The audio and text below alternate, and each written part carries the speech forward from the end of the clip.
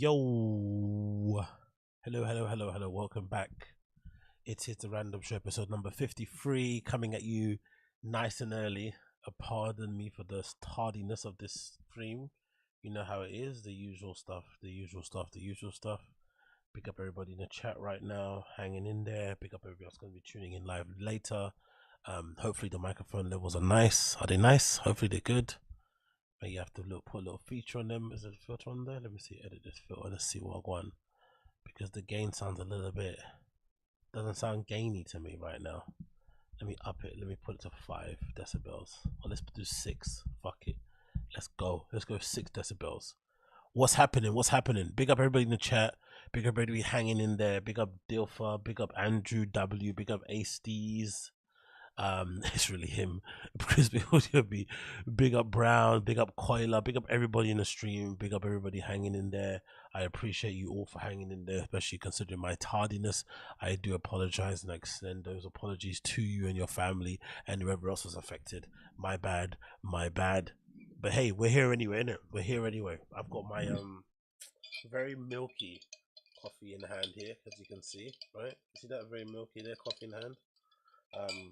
Obviously sober October time, so you know, staying off the flipping booze and the drugs and stuff this month, which is a little bit of bit annoying. I'm not gonna lie. Life is a little bit boring. I'm not gonna lie. It's like I'm watching. You remember back in the day when you had terrestrial TV? Do you remember that? You didn't have Sky, you didn't have Netflix, you didn't have all these other things, so you can only watch like 5 channels. This is what life feels like during sober October. You're only watching 5 channels. You have no YouTube, you have no Netflix, you have no Hulu, you have nothing. Just the 5 channels that you can kind of stream. This is what it feels like. Bit extreme, bit of dramatic, but hopefully you get what I mean. But yeah, many things to talk about, many things to go in on. We have. Oh yeah, big up everybody as well. If you tuned into the set earlier, I had to go to a little studio place and do that little DJ set. So if you enjoyed that, I do appreciate if you tuned in. I do appreciate if you didn't enjoy it. I do appreciate you regardless. So what was I gonna say?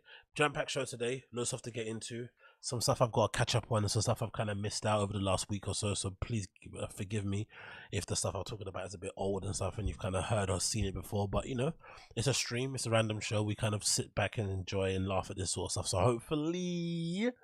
hopefully this will be somewhat entertaining for those of you who are watching. And if it isn't, what can I do? You know what I mean? What can I do? I'm only just one man. But yeah, let me drink this very milky flipping coffee, and then we can start rolling in it.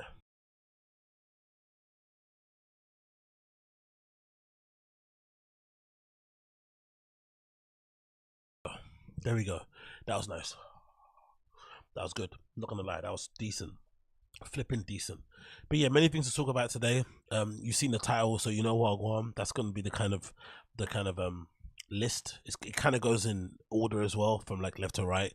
So if you're waiting for a topic, then you know, just check the title of the show and you'll see when it's gonna come up. And I've got some other random things chucked in there in the end as well to keep this train rolling.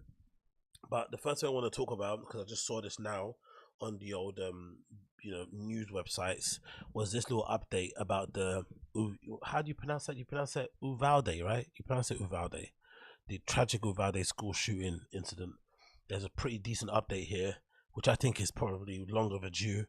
It says here, courtesy of ABC News, Uvalde School District suspends entire police force, superintendent to retire amid fallout from the shooting.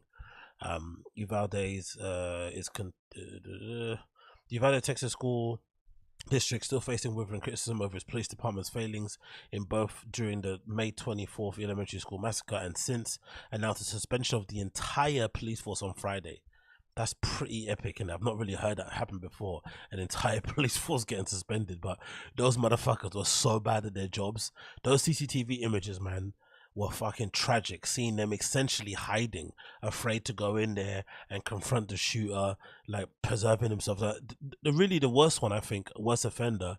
There's a video clip of like this guy who they said I think it's a police officer, and they said that his wife was a teacher in the school, and he kind of pretended like he wanted to run in there, but he didn't really want to run in there. You know, someone's like, they pretend like they want to fight, but they don't want to fight, and they're letting someone hold them back, like, don't hold me back, don't hold me back. He did the same sort of thing, because best believe if you actually wanted to go in there and your wife was in there, you would just, you wouldn't listen to nobody. You'd steamroll through that thing. You'd jump through the flipping roof, through a window, like you wouldn't care. So the fact that he kind of did that was so performative. And all the other guys, you know, dressed in their flipping fatigue gear, all the army stuff and the bulletproof vest and the guns and shit, and they didn't move an inch. It's pretty epic. And I think it's even funnier because, if I'm not mistaken, that district, or I guess Texas in general, is pretty much a red state, right? It's quite Republican based, and those guys are usually, you know, super pro gun. So imagine being super pro gun, but then you're chicken shit. Oh wow, we got a little donation already. Bang, big up. Who does this? That was Flazzers. Thank you for the 555, Flazzers. I appreciate you. That's for the beer and ket fund at the end of Sober October. I'm gonna get beer and ketted up. So if you want to donate to that, you know, the link is in the stream chat. But yeah, let's continue. Hours later, Uvalde School District Superintendent Hal Harrell announced he would be retiring. There was no time frame given of Harrell's retirement, bit sketch, but the transition will be discussed in a closed session of the school board on Monday. The district said it's requested more Texas Department it requested more Texas Department of Public Safety troopers to be stationed on the campuses and the extracurricular activities amid the police department suspension, adding, "We are confident that the staff and the student safety will not be compromised during this transition." Okay, cool, because they can't have no police force. I mean, you gotta have some presence. The length of the school district suspension is not clear. This should have happened from the beginning. Just suspend them so you can do the investigation. But this idea that they did nothing wrong is just it's insult to our intelligence, isn't it? That's the whole thing that was annoying about it, because I'm sure there's more details about it. I'm sure to be a police officer isn't easy. To go to an elementary school when that thing's happening must be super distressing. I get it, but I'm sorry, man. You sign up for that job, you have to be brave. Yeah, I mean, you have to run in the line of fire to protect, people, to protect your other fellow officers, whatever it may be. Especially if you live in a small town like that. Like, you probably know everybody that goes to that school. Like, come on, man, have some fucking balls. Like, Jesus. If anything, I would have thought would have happened. Actually, would have thought would have happened. I would have thought, right, that they would have just retired themselves, or they would have kind of like what's that thing called? They would have resigned their positions. That's what I thought would have been quite honorable. Like, hey, we fucked up, and it happens. And people make mistakes. Again, it's hard if you're a police officer, because again, your mistakes are like really, the consequences of your mistakes are lethal. Someone could lose their life because you've got a gun and shit, especially in the States. But like, how refreshing would it be if somebody accidentally shot somebody in a traffic stop somewhere, right? Didn't mean to do it, just an accident happened. I don't know, you didn't put a safety on, whatever, something crazy happened, like tragic circumstances, and you shoot somebody, and he or she decides to voluntarily hand themselves into the police, hand in their badge, and say, hey, I messed up, that was tragic, and I don't deserve to be a police officer anymore because of what I done. I wasn't aware, I wasn't on point, blah blah blah. That would be so refreshing. But they don't do that. Essentially, they even double down sometimes when they do mistakes like that. It's really odd, and it happens all over the world. It's not just the States. It's like, I don't know what it is about when people put on that uniform that makes them impervious to like admitting their wrongs or like saying they fucked up. Is really strange. But anyway, continue. Lieutenant Miguel Hernandez, who was tasked with leading the department, fallout from the shooting that killed 19 students. It's fucking wild, isn't it? It's absolutely wild that these guys got away with this for so long. 19 kids died. Like, anyway, and two teachers, the Ken Mueller, the UCISD's directors of student services, was placed on administrative leave. And then there's acknowledged in a law enforcement communication in August that he had received formal notification from the DPS that an officer applying to the Uvalde School Police Force was under investigation for her response at the Robb Elementary. Absolutely insane, man. These people. Mueller has elected to retire, according to the school district. Officers currently employed will fill other roles in the district, the school district said. According to the district website, this includes 4 officers and 1 security guard. So, good news, I think, overall. At least somebody's paying for this. Gross negligence. Unfortunately, this isn't going to bring the kids back. I mean, it's not really any consolation to the parents. I mean, that your kids are still gone. Tragic circumstances, blah blah blah blah. It's just horrible, but at least somebody's been held to some level of account, because the way they were going on about it beforehand was just really, really bizarre. So hopefully going forward, things can change, innit? Hopefully. Fingers crossed, fingers crossed. Oh, I wanted to quickly mention this clip as well. I want to quickly mention this thing as well. I'm not sure if you guys are aware, but we have this show in the UK called the Great British Bake Off, and I guess it's now transitioned into just being a general cooking show. It's not just about baking cakes and shit. It's pretty popular. I'm sure you have a version of it in the States, or maybe they show the show in the States. It's a pretty popular TV show in general. But it's always interesting when they cook stuff that you American people would know more about, or people from the actual country where it's from. In terms of Mexican food, it's always hilarious to see the response on Twitter when American people see what we think Mexican food is meant to look like. And this is a good example. This is a clip taken from the Great British Bake Off, showing off what they think taco basically looks like, and it's pretty hilarious because it looks nothing like something you'd eat in Mexico, in LA, in other parts of the States. It's just not the same. So if you're American, or if you're familiar with Mexican cuisine, please look at this and let me know. Is this authentic? What do you think? Is this authentic? What do you think? Play. Mexican wheat pro. It has to be tacos. Tell me about the fillings then. You've got a pico de gallo, which is basically a salsa, a guacamole. Then you have this. You hear what he said? Was that better or same level as Brendan Shaw? Pico de gallo, pico de callo. What did he say? Is it pico de callo? Let's run it again. That was pretty good, isn't it? Pico de callo. Listen. Tacos. Tell me about the fillings then. You've got a pico de gallo, which is basically a pico de callo, free de callo. You got a free de callo on top of your taco. Legendary artist. Then you have the steak, and then a little bit of cheese, and also refried beans. I must say it does. Jesus Christ, that's a nigga. You know what? You know what I'm gonna say? That's a nigger taco. You know, nigger tacos have to have cheese on it. That's what that looks like. That's like a nigger taco. Like with cheese, sauces, fried stuff, like, you know, deep fried shit, tempura fried shit. Like, that's a nigger taco if I've ever seen it. Like, what in the fuck, man? So refried beans. I must say it does look good. And the big thing is getting the taco right. Thickness of the tortilla. Is it going to be too thick or too thin? And then the actual stage on the pan. You only need less than a minute on both sides. If you do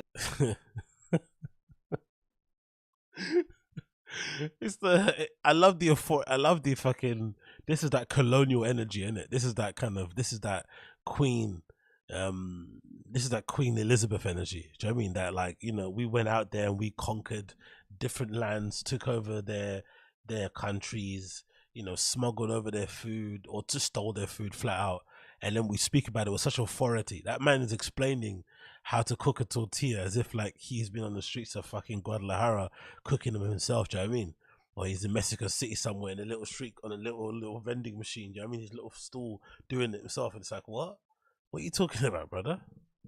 any more than that, it will dry out. And when you try and roll it up into a taco, it will crack. It's got to be pliable. And they are very thin. They are very thin. And if it is thin, it will work. One of the big things in Mexico when you're having a taco is it's lovely to have a lot of filling on it, but it has to be practical as well. No, it isn't. There's not filling. Again, I've only been once, but from what I remember, if anything, it's really plain. They don't put much on it. It's basically just a taco in terms of the device to hold the thing, the whatever meat, and some sort of what they call it, whatever, some green. But that was it. There wasn't anything else in it. That's when I realized the things I see on the internet are completely different. Actual tacos that you get in Mexico are really, really basic. Like, they got maybe 3 or 4 ingredients. That's it. And it's not chunky stuff. It's just like a little bit. Do you know what I mean? Is it cilantro they put on it? Yeah, I think it's cilantro, right? They put on it. You should be able to encase it. And yeah, see, someone's saying in the chat, meat, salsa, onions, and cilantro. That's what they actually put in it. But look at this thing. This looks like a fucking Big Mac. This looks like a Big Mac with a top off or something. Absolutely crazy. Choose your taco.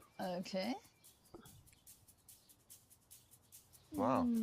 The corn flavour coming from the taco is perfect. Blended with all the ingredients on the top. Overall, it's a delicious eat. I mean, for me, this and is what kind of Mexican cheese? Hold on. What she say? Hold on. Wait, no. What she say? Let's go back there. What she say? This is authentic Mexican cooking. What she say? Eat. I mean, for me, this is Mexican cooking on a plate. Can I have it for my lunch? Oh my God. For her, that is Mexican cooking. This is just as good as she remembers it. Let's say again. Overall, it's a delicious eat. I mean, for me, this is Mexican cooking on a plate. Can I have it for my lunch? Mexican week. For it. Jesus Christ, man.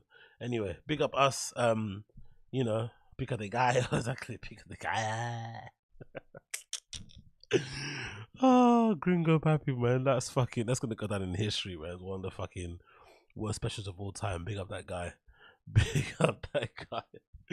And then to continue on matters, do you want to look at, do you guys want to see how we cut flipping avocados in the UK? Are you curious? Because we don't really have a big Mexican community here. We do have some Mexican restaurants here and there, don't get me wrong, especially in London. You know, it's multicultural, this city, as they like to remind us every single day. So there are some decent Mexican places, but it's not like, you know, there's not a big community of them. It's not like LA or anything, or Texas and stuff. So do you want to see how people in the UK cut avocados? Are you curious? Let me show you. Look at how we cut avocados. Honestly, look at how we cut avocados. Look at she's cutting it like a pear. Like what?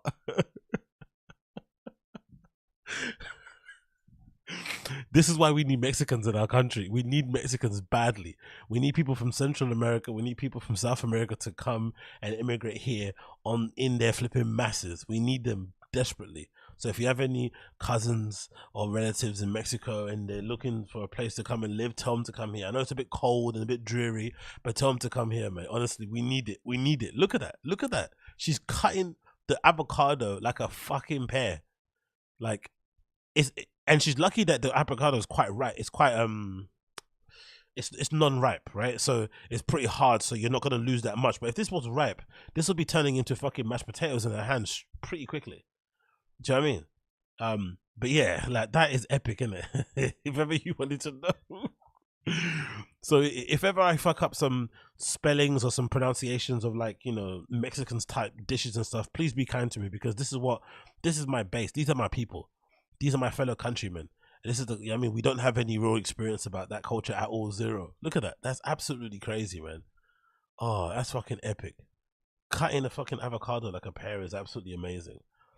Yeah, avocados are popular here, but you know, I don't know, like to be fair, the average, I don't know, the average person who eats avocado is probably somebody that's maybe a vegan, I'd say.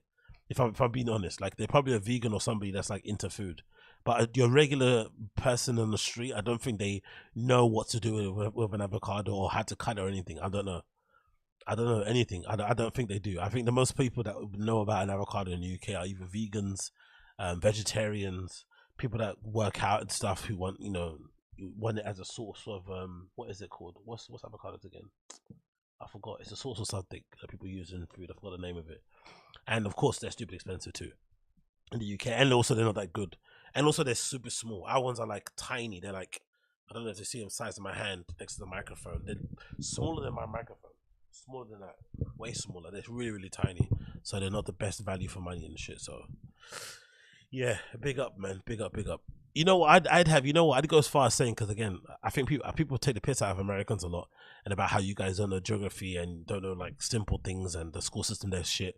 But I'd say a lot of people in the UK, I'd say, to be fair, I'd say there's probably a lot of people in the UK that don't know guacamole comes from avocados, or guacamole contains avocado. I don't think they compute it in their head. I really don't, unless you cook. A lot of people just assume guac is just, I don't know, it's something that you can just like dig up from the ground or something. I honestly do think that. So I'm not gonna have this whole like, oh, American people are dumb only. We have our fair share of ignoramuses here too. Let me tell you that. Let me fucking tell you that for sure. Moving on. Yeah, let's move on for this one. So yeah, let's get into second peeling avocado. Like people are coming in late and seeing that peeled avocado. Welcome to the UK, man. Welcome to the UK. Oh, absolutely brilliant. But anyway, let's move on. So, touch on the first topic I want to speak about. This is regarding BGL and his apparent boner for Khalyla, which is really strange. Really, really strange. As you guys know, Brendan had a little bit of a tiff with Khalyla. What was it? It felt like a year ago. I don't know how long it was, but it was a lot of drama that happened in that stand-up comedy space. Essentially, it all started because Annie Liederman decided to share a story about somebody who was unnamed at the time, but people worked out was probably Brendan, asking her if she wanted to walk him to his trug. And she obviously said no. and then went into a spiral, kind of talking about how shit of a comic he is and how she would never do that, blah, blah, blah, which then spurned Khalyla to be brave and to kind of share her story too. And it was like, you know, all these victims coming out and sharing their stories of having pretty sketchy encounters with Big Brown, allegedly. And then Khalyla shared her experience, like, you know, that he slid into her DMs, which was obviously super bad and super flipping horrible and really lame and disgusting, all that sort of stuff, because I don't think it gets stressed enough, to be honest. Do you know what I mean? Brendan tried to fuck Khalyla, and she was with Bobby Lee at the time. Bobby Lee's meant to be one of their friends. Bobby Lee was also somebody that went out of his way to be really kind to Brendan when he was doing comedy. So it's just interesting that, you know, it doesn't get spoken about often enough, which makes me think, just in general, kind of going off that point, no one really stresses that Brendan tried to fuck Khalyla, like, you know, like he tried to basically hook up with his friend's girlfriend. No one really says that a lot, right? They kind of talk about Khalyla being inappropriate by sharing a story, like it's all kind of like victim blaming type of stuff. So I wonder, is it because, you know, they're scared and it's Brendan and he's friends with Joe Rogan, or is it because there's this understanding in the scene and the industry behind things, behind the scenes, blah de blah, that Khalyla is a bit of a slag? What do you guys think? Do you think that's the case, that she might be a bit of a whore behind the scenes and that she's maybe hooked up with other comedians while she's been in a relationship with Bobby Lee? Hence why no one's really that kind of pissed off or that kind of annoyed that Brendan would do that? Or is it because of his Joe Rogan association? I'm not too sure. But anyway, regardless, in all that kind of drama that happened around it, for some reason, some smart people on the fucking subreddit worked out that most likely somebody that played an instrumental part in it was BGL. And he played a part in it because I think he was one of the first people to kind of go in to flipping go into Khalyla, like attacking her as a person and stuff, and saying she's just as bad as Brendan kind of thing, and she's not the victim she's penning out to be. Because for the most part, everyone was kind of sympathizing with Khalyla and saying how much of a horrible person Brendan was. So it was kind of like everyone against Brendan, and kind of Khalyla being the hero, quote unquote, of the story. Not really, but you know, what bad term to use, but you kind of get what I mean. And BGL was the first person to say, no, she's not a hero. She's actually a piece of shit. But it's funny that he didn't say she's a piece of shit also. It was more so like, no, she's the temptress. She's the bad person here. And he kind of just kept going at it. And of course, you know, they worked it out, I guess. Didn't really work it out, but they tried to, where Brendan went on the show, Tiger Belly, and it was really one of the most embarrassing podcasts I've seen in a long time, incredibly cringe. It made him look really, really dumb. And if anything, it kind of really solidified Bobby Lee's position in that comedy scene in terms of people wanting to be his friend more so than Brendan's friend. So that kind of was a bad move in that respect. But for some reason, BGL isn't giving this up, mate. He's still going at and attacking Khalyla. So randomly, he decided to upload this Instagram story off the back of this documentary that I'm going to watch later on in the stream that's been doing the rounds.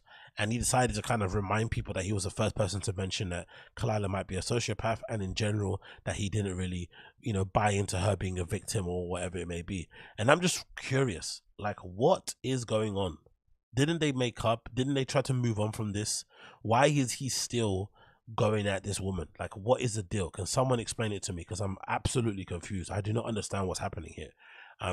If anything, that whole affair was probably one of the worst things to happen to Brendan in general. He shouldn't have, you know what I mean? Like, it probably ruined so much behind the scenes that we probably aren't aware of. Why is this guy actively trying to stir up trouble again? Like, just move on and keep it moving. I said from the very beginning, Brendan should have never replied to the ladies when they mentioned their story anyway. Whether they're true or not, he should have just kind of kept stum and just kept on keeping on. But he tried to reply, he tried to be funny, he tried to be, you know, the big man and stuff, and it kind of, you know, ended up kind of, you know, backfiring on him. And now BGL, for some reason, now that he's got closer to Brendan, is like purposely, like, you know, stirring the pot and trying to get things started again. I don't know why he's doing this. It's really, really bizarre. But let's read through the caption. The caption's from him on his Instagram account. It says as follows: a few months ago, I stated this person is a narcissist, sociopathic. So it says sociopathic in a reply comment on my own post. The people screenshotted and posted it all over Reddit, as if it was a wild accusation that reflected poorly on me. I got to know my first sociopath at age 16. It's a story time, yeah? Okay, cool. And have significant interactions with a small handful since. What, does that include Brendan or not? That's what I want to know. I've never had an incorrect assessment of a sociopath, and would only make a public accusation like this if I felt like I had sufficient information to make that claim accurately, and also that it's in public. Oh, thank you, Mark. Thank you so much for being that considerate. This guy's an absolute donor. Interested to do so because it's not obvious as yet to everyone around that person. Watch these videos and tell me I was wrong, with a winky face. Oh, hi Khalyla, with a link there. This guy's an absolute dweeb. Imagine being somebody's best friend in your late 40s. It's already strange anyway when people make like real friends like late in life, but imagine finding a best friend in your late 40s. Like, imagine, and then going this hard for them, especially when they're in the wrong to begin with. It's not even like this is like her coming out and making some unfounded rumor. No, he started it by fucking trying to DM her whilst he was having dinner with his fucking family, which is, you know, all kinds of awful. Do you know what I mean? Imagine the kids are opening their presents and daddy's over there on his phone trying to get his fucking dick sucked and stuff. It's a little bit crazy. But this guy is really, really lame. I don't know what's going on. What people are saying in chat here. It's so funny that he said he's never missed a sociopath, like he's some sort of professional. Exactly, Caleb. The guy's an absolute spanner, man. Top class spanner. Uche says, listen, if your views ever start to align with BGL's, just know something is going horribly wrong with you. Exactly. The guy's an absolute donut. It's like a sociopathic narcissist. Like, no one's looking for you for fucking psychological assessments on people in the space, mate. No one cares. You know what I mean? You shouldn't even... You're lucky you're even here in the first place. Like, just enjoy your little job and just keep it moving. Like we were saying, it Ace said, didn't BGL beat up a street performer for no reason? I think he said it. Really? Ace Easy did that's actually a funny story. He beat up like a busker or something, or one of those guys in, you know, in Hollywood Boulevard. They got those dudes that dress up like, one of them dresses up like the guy from The Hangover or something. Is it The Hangover? Whatever his name is, right? That comedian. Some of them dress up as like Iron Man or Spider Man and stuff, and they're fucking annoying and they're shit as well. So maybe if he beat up one of them ones, I'd give him a pat on the back for that. To be fair, because those guys are fucking annoying. Honestly, BGL is so bizarre. And again, like I think some people have said already. In general. No, let me not say that. I'm gonna say my point because I've got a bit of a controversial point in this regards. I think, weirdly enough, as much as I think BGL's a fucking knob, I think he's definitely a net positive to Brendan. I think he needs someone like that in his corner, like an actual ride or die friend that's willing to back him up all the way, even if we do his redacted ways and his dumb views and his, you know, nonsensical talking points. Like, he needs that person in his corner because everyone else he's got on his team, he basically pays them to be his friends. Like, even Bryan Callen to some extent, they're not really ride or die. Do you know what I mean? They kind of, like, I think about it in this way. I think if what happened to Bryan Callen had happened to Brendan, would Bryan be going as hard for Brendan as Brendan went for Bryan? I don't think so. I think he's quite loyal to a fault, Brendan, when it comes to people he really fucks with. So I think he actually needed a BGO in his life. He needed somebody to kind of ride with him for real. And the fact that BGO goes out of his way to kind of, you know, he kind of acts like he hasn't talked to Brendan before, and he makes a point and he kind of goes out and attacks people. But clearly they speak about this sort of stuff, and Brendan feels like he can't get away with saying certain things. So he kind of uses BGO as a route to kind of say the things you wish he could say. So that is one thing. But on the other side of things also, I think this is really a bad look because this will end up kind of really blowing up in his face. Like, this guy might get Brendan in big trouble. Like, really, because he's like I said, he's in his 40s. He's just finally only now kind of got some modicum of success in his career, especially in Hollywood, which I know is difficult to do, but he's only attained it now, and only because of Brendan's charity and the fact that he doesn't really have any real friends anyway. So he was happy to have somebody come along who's willing to carry his flipping boxes of Pepsi and hand him flipping whiskey through bushes. So that's one thing, but he might get him in trouble, man. Really, really might get him in trouble. He might put him in a position that's going to be untenable, like if they keep going at this, because this is just doesn't make any sense. Like, this is over now. Everyone's moved on. Bobby and Khalyla have even fucking broken up, and this guy's still going at her. Like, what's the deal here? And even if she, again, this is me saying this, even if she is a whore, let's imagine she is a whore and she sucked everybody's dick in the comedy scene. So what?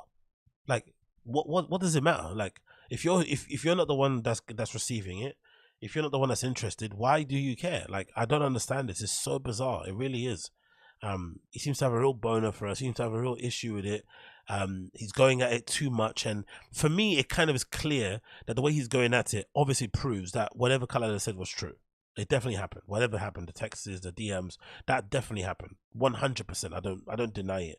Because if somebody was chatting shit about your friend, you wouldn't go this hard if you know it wasn't real, it wasn't true. You just kind of keep it moving. Maybe throw a few subliminals here and there, but you wouldn't keep attacking them and posting them and doing these really cringy things like, oh, hi Khalyla, and this fucking link thing. Like, this guy's a fucking dork. Absolute dork. Like, big and muscular for absolutely nothing. Really nothing. And it's such a shame. Because I think in general, there's a lot of kind of like there's a lot of what's that word called? There's a lot of like frustration probably in his side of things, right? Because he's got this unique look, this big crazy man, like, you know, head of hair, this muscular frame and shit. He should be doing something with it, right? He should be in movies, he should be in TV series, he should be acting in telenovelas, something, right? He should be doing something with whatever, with how he's crafted himself and how he's been able to build his body up in that way. But for whatever reason, Hollywood just doesn't care about him. It hasn't worked out the way it should have worked out. I've seen some people post some clips of him being an extra behind the scenes, being an extra in the background for like Curb Your Enthusiasm or something random. But so far, that's it. And the only person that's actually giving him a real leg up and a real opportunity to kind of restart his kind of content creator, influencer, you know, popular figure type or public figure type career has been Brendan. So it's no surprise that he's like, you know, joking him so hard. But this guy needs to chill, really needs to chill, because he's going to get Brendan in big trouble if he doesn't keep up with it. And also, Brendan also, if he keeps flipping fucking this guy, it might end up bad for him in general. So he needs to relax too. Everyone just needs to relax. Please relax. Everyone just relax and take it easy. Have a deep breath. It's not that deep. Like, she just mentioned this mad minor story of you trying to get into her DMs. People do that all the time. Let's relax. Caleb Spencer saying BGL's look is so cringe, stupid hair, stupid facial hair, and no idea how to dress himself. All the TF crew sum him up, has him up like he's Brad Pitt. So bizarre. Yeah, but they do it all the time, though. It's like that whole. But to be fair, it seems like a comedian thing. It's like when they say murderers and stuff, and this guy's the great. Like everyone's either somebody they don't know or the greatest guy. There's no middle ground. Oh yeah, no, I don't know him. I've never met him. Or oh, he's the greatest guy, the greatest, the best guy, the best guy. It's like it's just a stand. Maybe it's an LA thing. Maybe it's a comedy thing. I don't know. They do it all the time. So it's not surprised that they're gonna be like, oh, he looks like a fucking male model or something, which he doesn't. Do you know what I mean? He just looks very bizarre, but. Like I said, I think there's a lot of inner frustration there that whole bizarre look didn't really pop up for him or work in any kind of meaningful way. But I don't get this weird attacking of Khalyla. It's really, really strange. And I've said it already before myself. I don't really understand the whole like Khalyla boner that people have anyway. Okay, she might be a bit of a bitch, I guess. She might have I don't know. I don't see this thing of like she's just this like mastermind or something. People are, I don't know. There's a lot of incel energy, I feel like, with that sort of stuff. It's giving incel. It really is. That this one woman could be like responsible for bringing down the entire fucking comedy scene. It's like, what? Are you for real? And it's not even the entire comedy scene. It's just a couple of people, do you know what I mean, that happen to be in her vicinity. I think people need to actually relax. Or maybe she looks like somebody that all these guys kind of remember, like some girl they used to have a crush on back in high school that kind of, you know, gave them the cold shoulder. I don't know what it is, but the boner that these people used to have, the boner these people have for Khalyla is very strange. I don't get it in the flipping slightest. But hey, maybe it's me and not anybody else. So what people saying in here in chat? Yeah, see, you're just saying the same thing. Everyone loved her when she was outed Brendan, then flipped on her because of the open relationship. Like the girl has been dating a meathead method for 10 years. Exactly. Imagine, honestly, for real, like let's be for real. Let's speak honestly about this also, because the things that happen are the same sort of thing with like Kanye. You're seeing now with him freaking out online. There's this thing going on at the moment. I don't know if you guys are aware of this locale called Wings of Redemption. He's going through a pretty gnarly situation now where some guy who was basically like, you know, texting his wife on the sly, and she was basically complaining about him and saying some crazy stuff and revealing all these kind of personal secrets about them. And what was my point about? Oh yeah, that was it. My point was in general, those type of people like Kelly, who's with Wings of Redemption, Kim, who used to be with Kanye, Khalyla used to be with Bobby Lee. Let's cut these people some slack, bro. Imagine being in a relationship with those people. Imagine being married to Wings of Redemption, to Kanye West, and to fucking Bobby Lee. Imagine being married to these people specifically, day to day. Like, like, you know, going to dinner, waking up with them, you know, I don't know, hanging out. Just imagine how infuriating and frustrating it must be, like dealing with like a literal adult child. So yeah, maybe she's broken. Maybe she arrived already broken, because who else can be in a relationship with someone like that but somebody that's already got their own issues? But this whole idea that she's fucking, I don't know, man, some weird larger than life thing, I just don't get. I understand she probably isn't as innocent and as maybe, you know, naive as she maybe makes it out to be, but we gotta relax with the devious big scale planning thing. It's just, nah, it's not really that deep personally for me. But hey, what do I know? What do I know? So moving on, moving on, talking about why people kind of go crazy. We've got this documentary that I'm gonna watch a bit of and, you know, scan through a bit of it, not watch the whole entire thing, but we're gonna sit here and watch a little bit of it. And this is courtesy of a channel called XLP, and they've got this documentary they put together that's been racking up the views. People have been absolutely loving this, man. All right, look at that.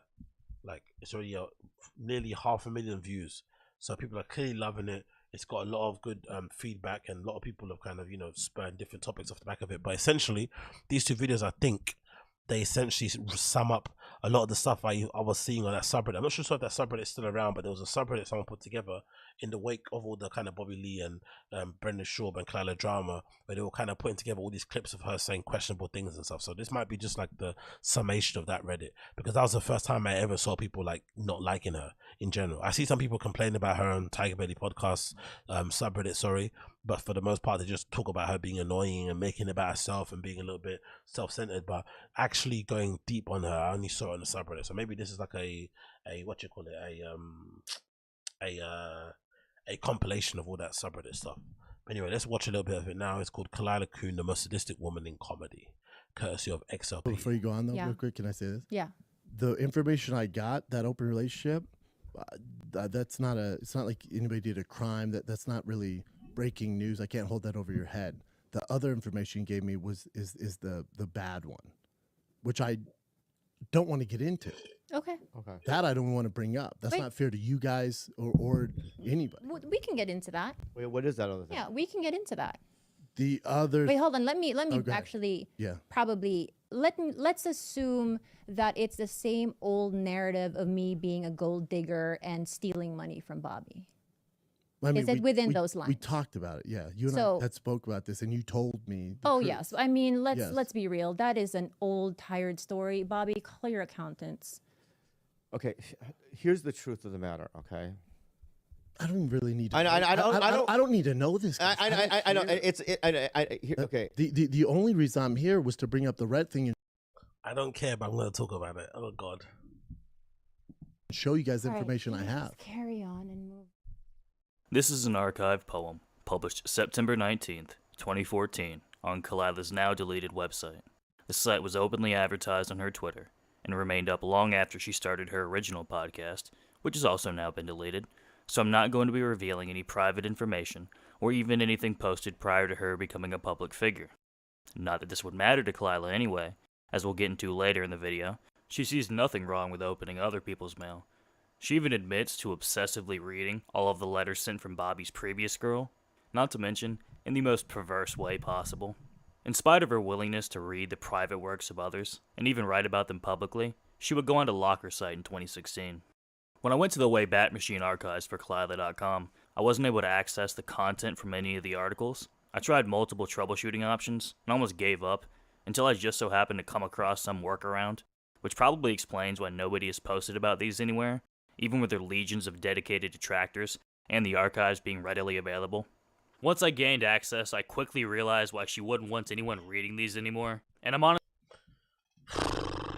I know a lot of you guys say I waste my time and I'm a loser, and what someone said to me in a comment once said I have an obsession with Brendan Schaub and stuff and all these kind of dumbass fucking opinions about these sort of things. I understand it from an outsider's point of view, it can look that way, but imagine sitting down and pulling together pieces of information and digging deep and finding people's MySpace accounts and Facebook accounts of some random woman. She's not even a comedian. Yes, she might be a public figure and somewhat involved in stand-up comedy thing, but she's just some chick. Imagine wasting time to do that. Imagine really wasting time to do that. Like, imagine. Just imagine. Fucking hell. Honestly shocked that she put them out there to begin with. These poems not only contain straightforward confessions to all of the worst allegations being levied against her. We're taking poems that people write online and using them as fucking confessions now. Yeah, is that what we're doing? Oh, for fuck's sake. At the moment, but more interestingly, within these passages lie a rabbit hole of absolute insanity that's so dark, I'm not even comfortable sharing all this information, and I honestly wasn't even prepared to walk in on this. In spite of what the title might suggest, my goal here isn't to drum up unnecessary hate and have people go attack Khalyla. Oh, really, dude? As fucking Crystalia would say, really? That's not your intention? What's this gonna do then? It's gonna make her get more fans, eh? It's gonna make her be more loved. It's gonna make her be more appreciated. Yeah, sure. Fucking hell. I wasn't even planning on making this video to begin with. I was in the middle of researching a much longer video on the entire LA comedy scene, and just so happened to stumble upon this madness. Before this, I had never even seen an episode of Tiger Belly, so I'm not really partial towards either side. I'm just covering. So this you isn't even a fan of anything. He just stumbled across this and got super flipping tism levels deep into it, and is now flipping pulling up poems and going on Facebooks and yo. I don't want to say what I really think, but I think you guys know what I really think. Yo. Bring this drama as I see it. That being said, I do have limits. I'm not going to be covering everything. Some of these entries are just disturbing and sad. I'm only going over things directly pertaining to the current drama surrounding Tiger Belly, and a few other hypersexual poems that are honestly completely harmless considering what she says on a daily basis. Because I was fucking my brother at a hospital. Was that the first time you fucked your brother? No, but it was maybe like maybe like the third time. But I mean, he was a very like sweet, meek boy. He's passed. You know, he killed himself, but not too long after that. That's a fucking hilarious clip, though. What? Okay, cool. I think he's winning me over now. I think he's winning me over. Khalyla, I'm sorry. I think he's winning me over. What the fuck? She fucked her brother and then he what? And then he killed himself. Excuse me? Did that happen because you fucked him, or did that happen because he was sad and like? Okay, cool. I used to jerk off dogs a lot, but this isn't like a known thing. And also, what is this anyway? This is just podcast talk. These guys say crazy shit on podcasts to entertain their fans, to get more listeners and stuff, and to go viral. This is what they all do. Why are we flipping holding them to account? This is like when people were going crazy when Joey Diaz shared that fucking story about him allegedly jumping in some girl's window and eating her out when she was asleep or something. Obviously super gross and bad, but it's a joke, man. It probably never happened anyway, but yeah, people were like going on like he was flipping showing you a video or it was in a documentary. It wasn't, man. Let's relax. Do you remember that? Joe Diaz, man, jumping through some woman's window and like, I don't know, I think she had one leg or something as well. Joe Diaz is fucking a legend. Yeah. If other people want to go find him and attack her for things that aren't in the open already, that's on them. I'm not going to be bringing in any new lines of attack. I'm only going to be using public posts to add further context to a developing story. With all that out of the way, let's get back to the original poem. I ran you ragged to the gravel, fed you time for gold, held you closely so falsely, watched your ache unfold. You steered the reins as you were aptly told, not knowing you were headed for a stab, capture, and hold. I'm sorry, so sorry, for your heart I cajoled, and for thieving back all the things I sold. I'm an artist, a con, self-punished but paroled, a savvy saboteur, spoiling good to mold. For this I ask pardon, your good faith I have trolled. I know nothing of love but a dead winter's cold. This nigga's out here reading this poem like he's fucking auditioning for fucking some Hollywood movie or something. Like, what the fuck is this, man? If you guys think I'm wasting my time talking about these comedians and laughing at these clips, what's this? This motherfucker actually spent his time. It's bad enough when you find your own poetry. Reading somebody else's poetry from like however long ago that they writ, maybe when it was in a bad place, or just, you know, people just trying to, you know, self-medicate or whatever, help them heal themselves, whatever it may be, just cringy stuff. It's like finding your old raps and stuff. Like, legit, this is what you're reading in this dramatic tone. Like, god damn it. Wow, what poetry. The standout lines here are obviously, fed you time for gold, held you closely so falsely, and I'm an artist, a con, all of which amount to what I can only interpret as a blatant admission of gold digging. If you're unfamiliar, What?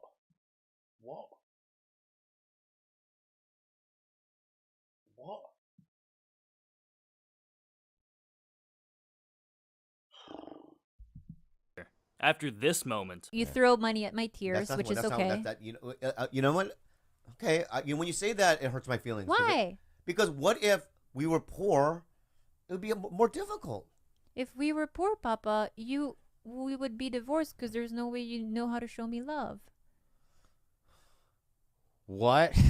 Because you throw money at my tears, and if we were poor, what would you throw at my tears? Love. Okay, anyways, let's move on. What was that? I love you. I love you, Okay, I Papa. love you. Isn't this just a bit? Isn't this a bit? Are we reading into everything? Like, oh my god, man. The level of tism is just on another level. Honestly, the level of tism is on another level. I'm literally like scratching my head. I want to dig my fucking fingers into my brain. This is so fucking redacted. Like, legitimately redacted. Aren't they joking? This is clearly a bit in the podcast. She's even got a little smile on her face. Like, everyone's playing into it. Like, what is this? Okay.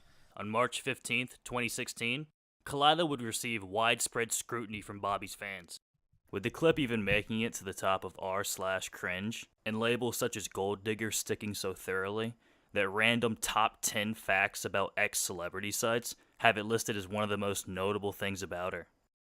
After the Reddit post would gain traction, Khalyla would address it by offering $2,000 to whoever doxes the innocent Redditor. As a matter of fact, I'll give you, any Tiger Belly listener, $2,000 of my own money if you find the IP address of this person. And she got Not money. his money, Yeah, my her money, her money. After initially laughing at the idea, Bobby would say that this sounded insane, asking what she would do if she found the information. Just from your face, I know who you're talking about. It's getting fucking crazy. It's getting ridiculous. It's interesting. It is. No, it's not interesting. What are you gonna do, Raph? Once Khalyla sees this negative response, she says she would just invite them on the podcast. No, not What Raph. happens if you find the name? I want that person to be on our podcast. Oh, so you want? Okay. Bobby responds with, "Oh, so you want blank?"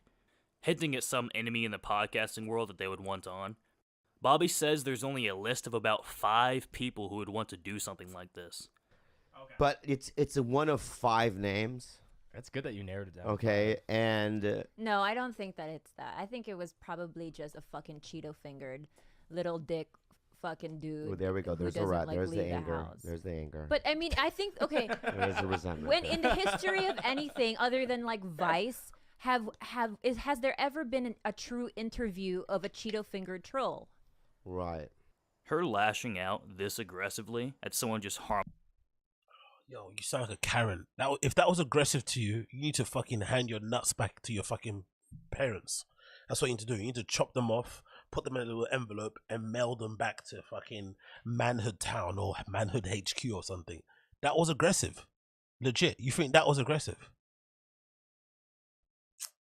harmlessly laughing at an awkward moment shows a profound guilt, to which I refer you to a poem published on February 14th, 2014, under the name A Formal Apology.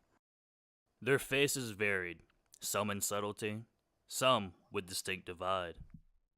Yeah, Le Potter Main. No bed for me, bro. Yeah, this is my Friday night. This is Sober October, so I'm spending my Friday night fucking watching this nonsense. So have some sympathy for me, please. Do not attack me. Do not insult me, please. I'm already on edge. emotionally and physically. But they were all the same. I loved them all, so cruelly, so unjustly.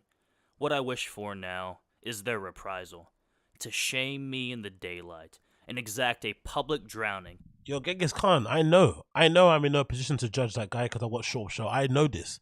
But I'm just saying for the people that fucking judge me, the ones that judge me and say that I'm obsessed. Imagine me making a documentary like this, analyzing shit and reading over texts and stuff and zooming into faces and, you know, putting text off and interpreting things and make, like, really imagine.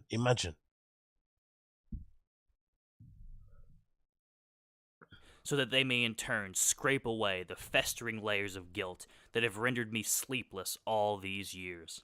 The thing was, they were all so beautiful, and I could not resist the dogged desire to break them. Forgive me, I don't know how to hold fragile things. They were delicate. I was deliberate. These last two poems paint a portrait of someone who latches on to weak and insecure men, steals from them. Oh, this guy's fucking... Honestly, man, go outside, bruv. Go outside. Go out fucking side. Honestly. What? How's he fucking pulling all this from fucking poems? Please, someone tell me, how is he pulling this from poems? Or is he just like, I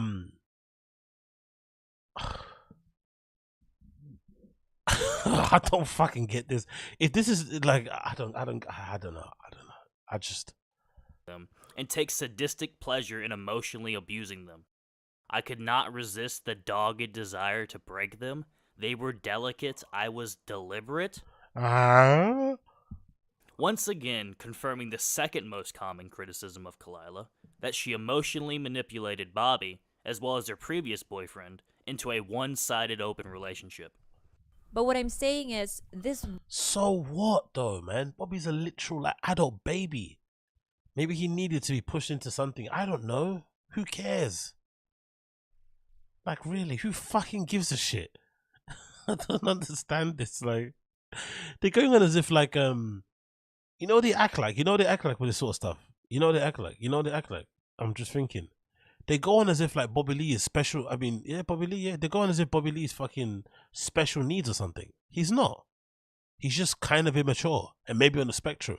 But they act like he's special needs, like he's legitimately redacted and needs like somebody, a minder to like help him and stuff. And, you know, he can't open his own bank account and all that sort of... No, he's just, you know, he's a Hollywood older dude that's kind of been, you know, caught in a perpetual state of like, you know, infancy for ages, right? He's kind of never grown up. He's like Peter Pan thing, like kind of how Bryan Callen is.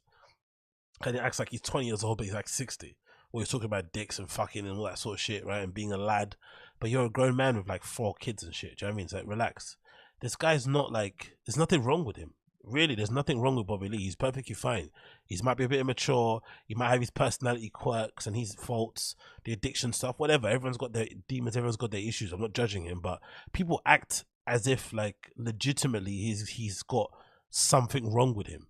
And Khalyla came in and took advantage of her. Like, it's like, it's not like that. You know what I mean? He's not that. Have you seen that picture of that girl that everyone was sharing online? That viral picture of that girl with Down syndrome, and she had like a crazy bum, and she's wearing this like workout gear, and everyone was like making crazy comments on Twitter.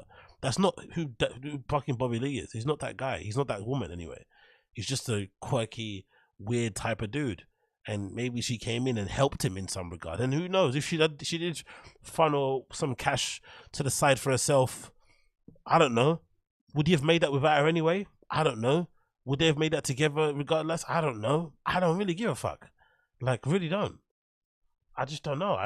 Don't care. Like, I really don't. This is one of the most, like, redacted things I've seen in my entire life. Road of love, this story that we create, doesn't have to be defined by such strict rules of monogamy. Whoa, dude, what are you saying right now? What I'm saying is, Whoa, I would dude.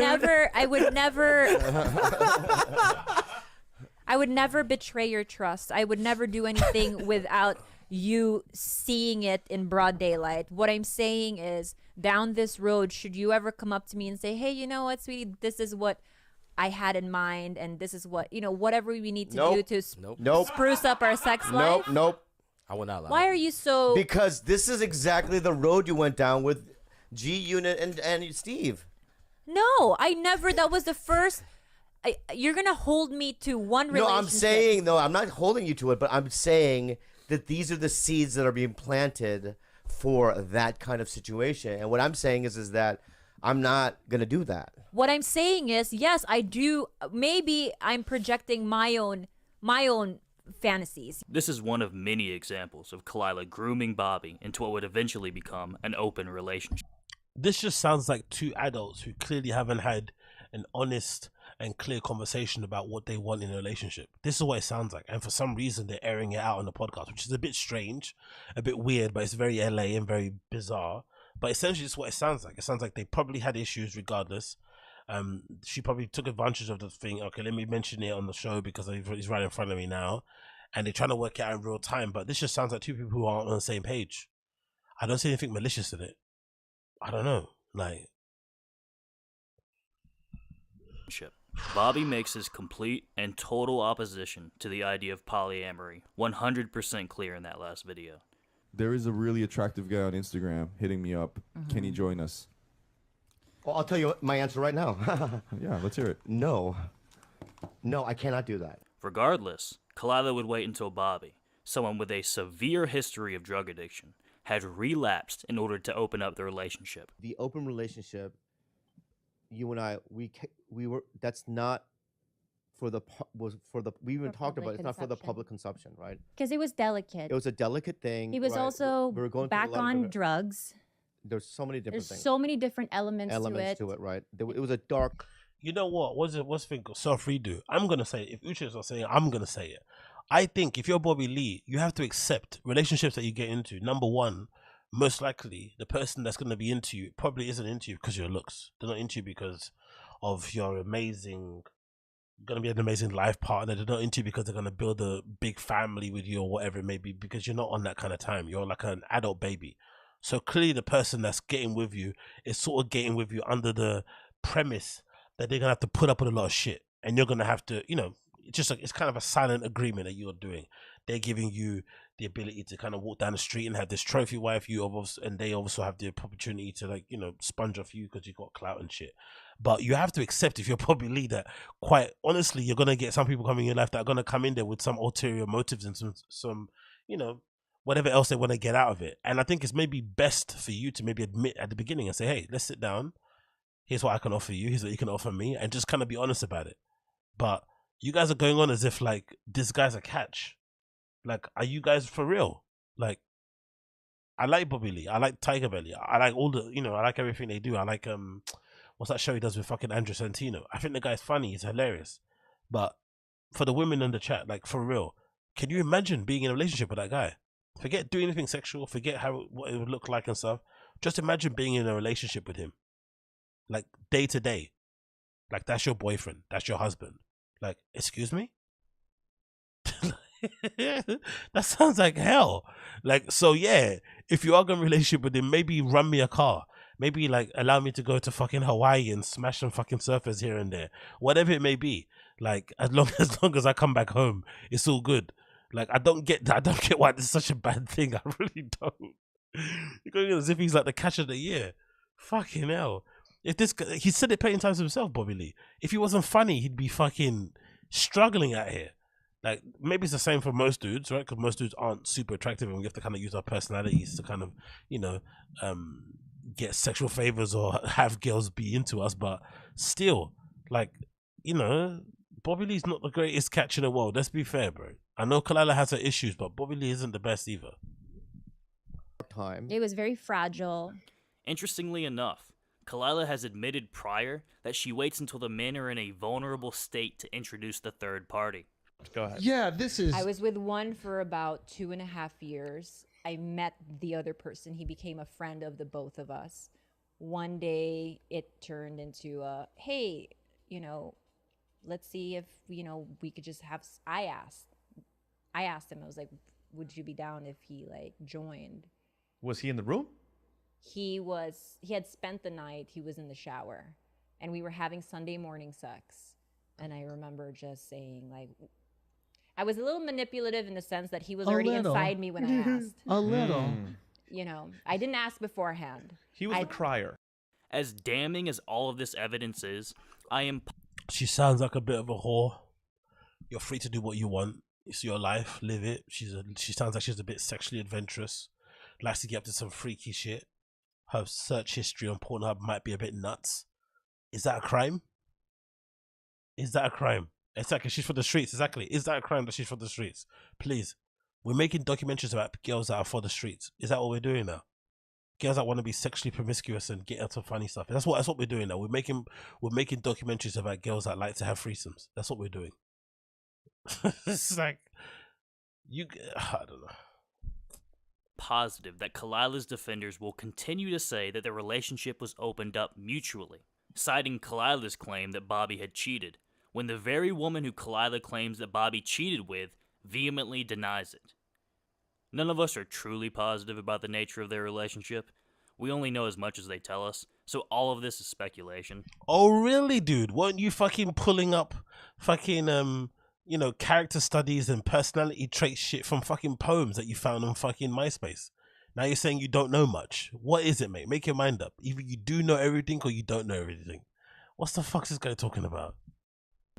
That being said, we can look to people who know Bobby in real life and see what they think of this relationship.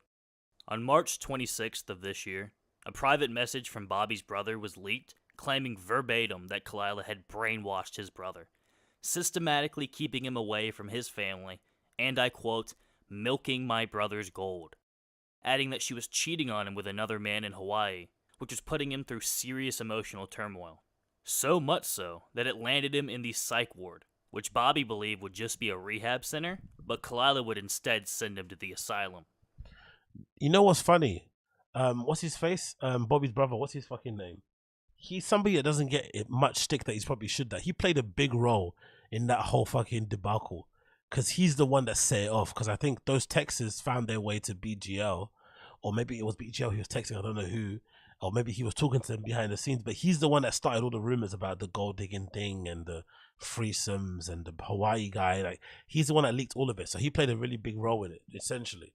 But I don't think, was it ever public address? I don't know if you guys know. Do you guys know if it was public address? Did Bobby leave public address the fact that his brother was the one that basically baited up everything? Because he's the one, he made the extra bait. Like, he's the one that started, I think, the hate train against Khalyla. Like, because no one I think knew this stuff beforehand. Stevie failed the vibe check. Yeah, Steve, like, weird guy. And again, another one too on the spectrum. But clearly, again, is there a catch?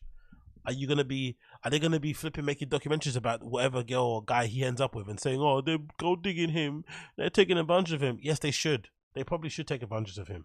Do you know what I mean? Because it's mutually beneficial. He gets a flipping partner that can love and care for him, and they get some money on the side of it. What's wrong with that? Really? I really don't understand.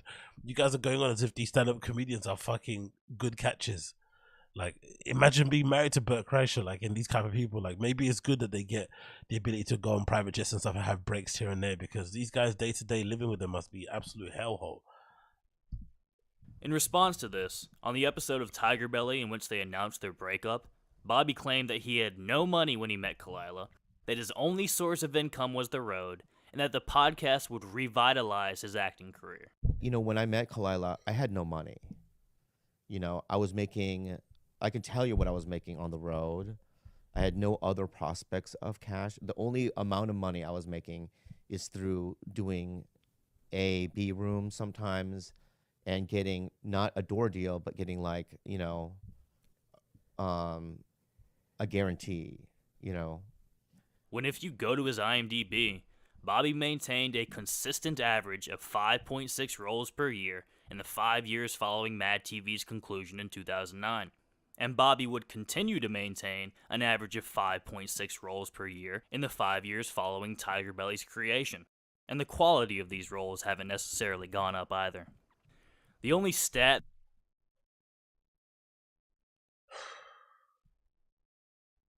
that has actually seen an increase is a mere 5 more episodes of television appearances a year.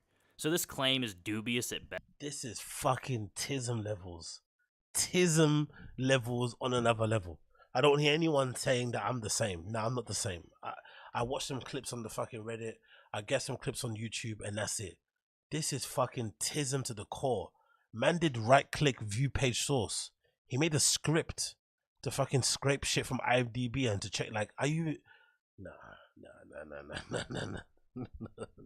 Best. But Bobby would go even further and claim that everything positive that he had ever experienced in his entire career was a direct result of Khalyla, pretty much confirming his brother's brainwashing accusations, ironically enough. Or maybe that he was in love with somebody and he saw the contribution that they gave to his life and stuff, and he was being nice and said something grandiose to make them feel nice about themselves. It could be that, or it's brainwashing, yeah? Yeah, it could be that. It could just be him just being nice. Hey, my girlfriend helped me out. She played a big role. Without her, I wouldn't be anything. Brainwashed? No, maybe it's just him acknowledging that he's made this something nice. Huh? All the things that I have in my life. So what? James Sparrow, are you... He says, if it makes you feel better, AZ. James Sparrow, are you somebody that agrees with XLP? Are you one of the people behind this documentary? Did you help put this material together? Or are you these fucking chat things, the adult chat stuff? Oh, annoying. Please let me know, James Sparrow. Please let me know. Are you part of this?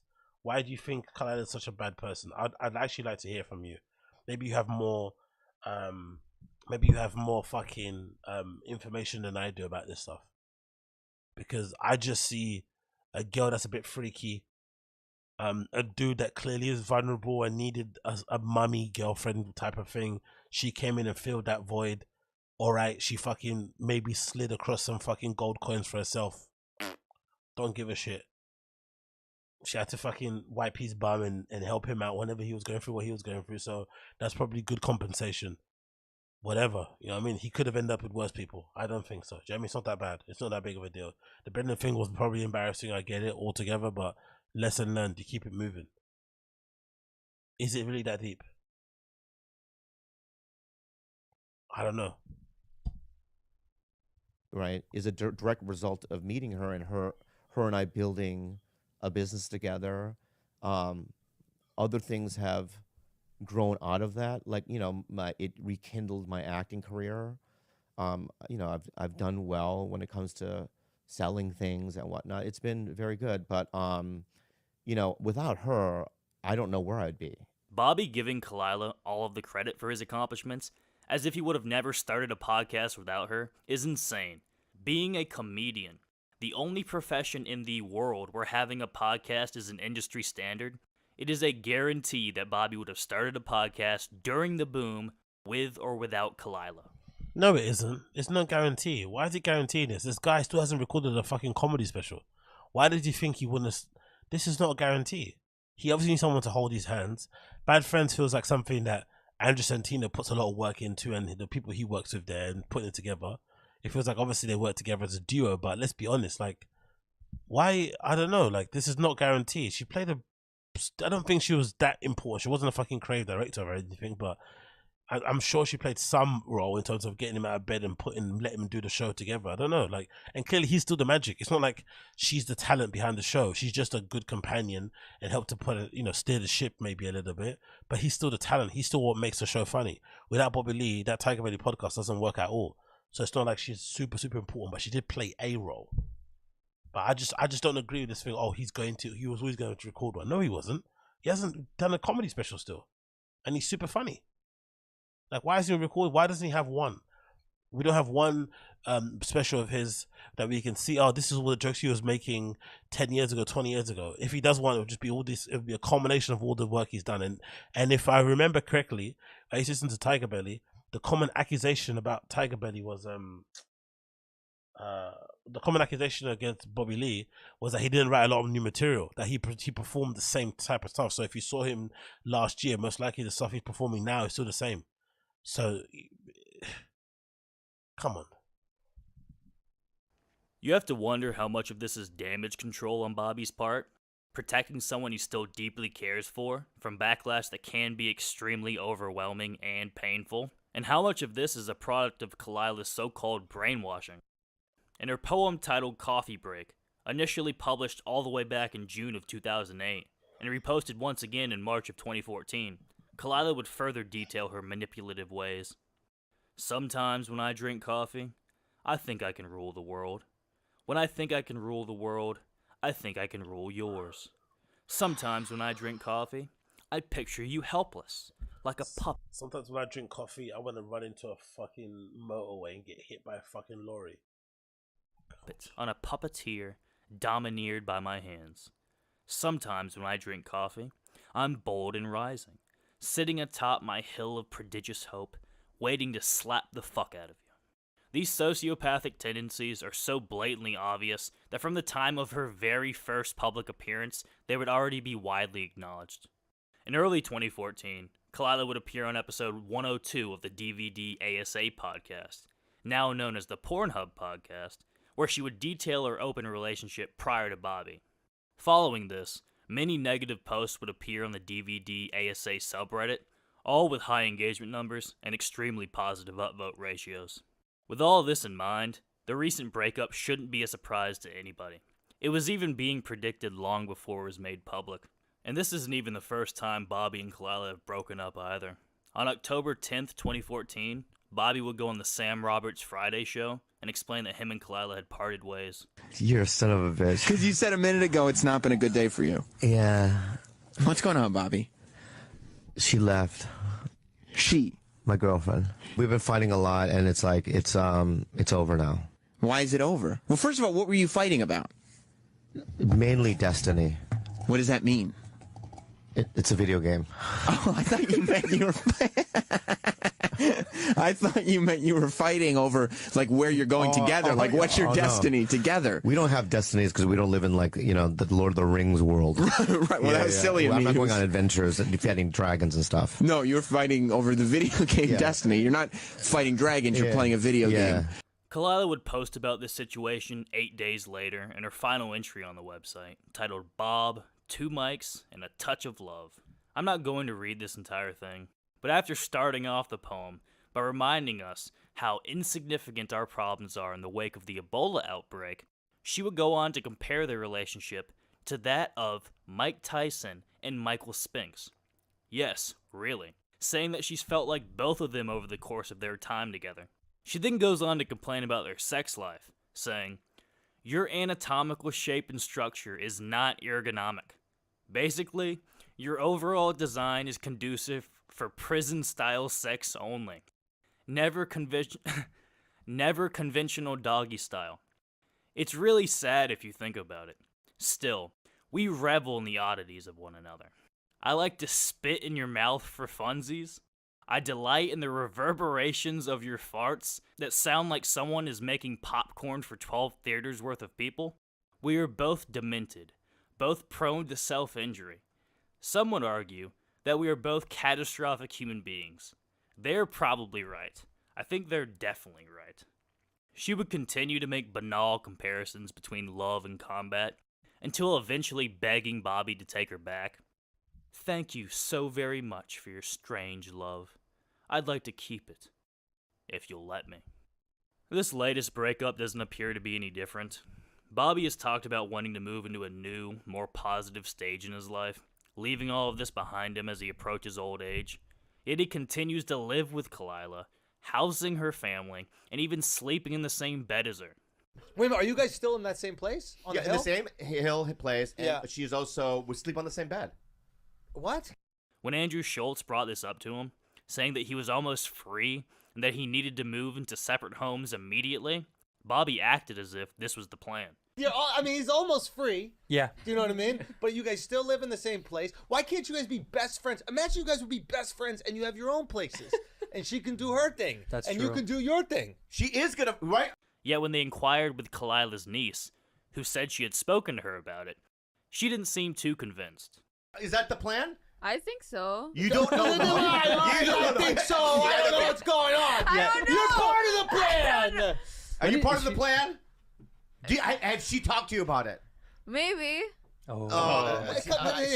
She only knows. You can't smell a rat. Schultz knows that Bobby needs to separate from Khalyla completely. If you watch his reaction to Khalyla's appearance on Flagrant, the disgust is palpable. Hopefully Bobby will start to listen to the guidance from his friends and fully move on. This breakup gives them the perfect opportunity to truly speak their mind without making him defensive, so there's at least a chance he'll make it out of this. Oh, and by the way, who do we have to thank for this golden opportunity? That's right, it's the GOAT. So when like the whole Brendan Schaub thing happened, he almost like forced it out of us, even though we weren't ready to talk about it And we yet. want to thank him for that. Thank you. So I guess like in a sense, like, you know, that was a blessing in disguise because it really like forced us to like tackle head on, Yeah. because I think we would have taken much longer to deliberate. So there you have it. Our boy, the Gringo Poppy himself, has single-handedly freed Bobby Lee from the clutches of the succubus. After revisiting their beef, I don't even think it's too far-fetched to say that Khalyla has been running some sort of hate campaign against Brendan. Well, yeah, I can show it to you. Here's. Okay, I'm done. I'm done. I'm done. I'm done. I'm done. I'm done. I'm done. I'm done.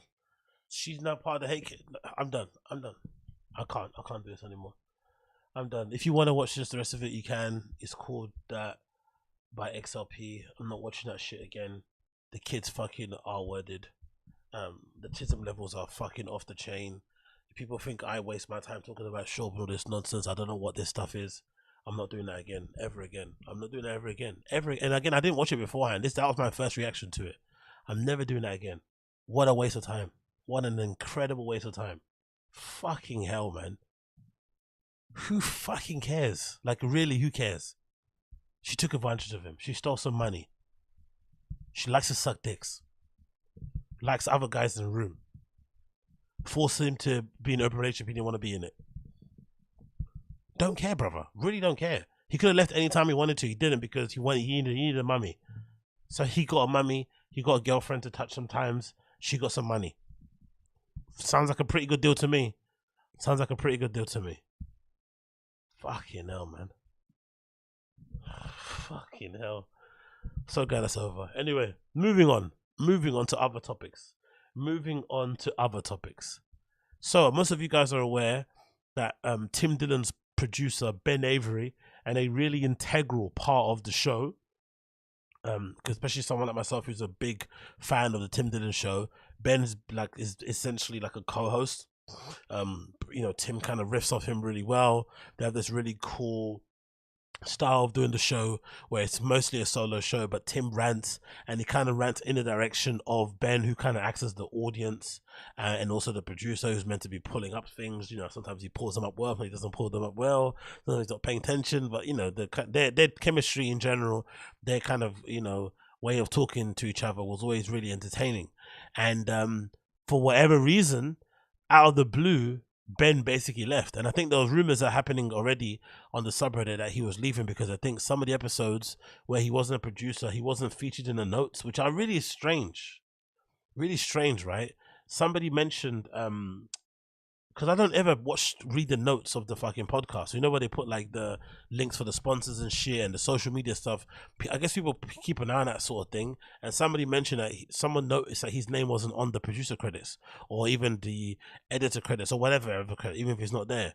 And then that kind of started the rumors. And then out of the blue, Ben then kind of confirmed it. No, then I think his subreddit that he had, not subreddit, so he had Discord that he had, suddenly went kaput. And then obviously people kind of figured out that maybe something was going on. And then Ben decided to release a statement also basically clarifying that he had decided to leave, because the early rumors were that Tim fired him because they were having some really, because again, I'm a fan of the show. I listen to it every single week. I'm even signed up to the Patreon. I even pay for it. It's the only Patreon I legitimately pay for. And I remember them having a lot of arguments and stuff, like, you know, like kind of best friends, brothers type arguments, but a lot of it kind of felt like it was rooted in some kind of truth, because Tim was being a little bit too heavy-handed with his insults towards Ben in terms of him not being good at his job and he could easily be replaced, and he's threatening to fire him. That bit didn't really, maybe I think, land or hit the way he thought it did.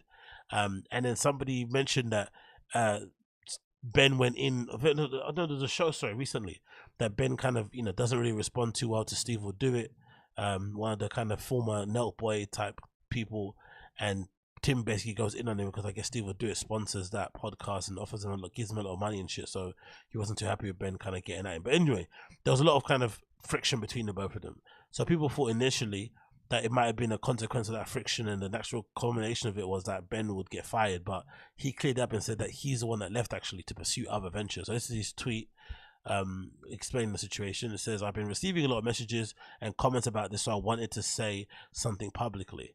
Unfortunately, I no longer work on the show as of the last few weeks. I'm extremely great. He didn't even write Tim's name, right? Did he write Tim? Oh, that's very bitchy. That looks like, okay, Tim at the end. I'm extremely grateful for the time and the show and what it has meant to so many people. I wish nothing but the best for Tim. I'm also thankful for the support from all the people who have emailed and messaged me over the years, or I've met in person. It means a lot to me. I'm working on some projects now, and I'm excited to share them with all you as soon as I can.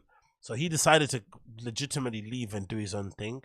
And yeah, more power to the guy. And I guess he didn't want to be the laughing track at the back, which is crazy considering how much he was probably getting paid pretty decently to do such a job.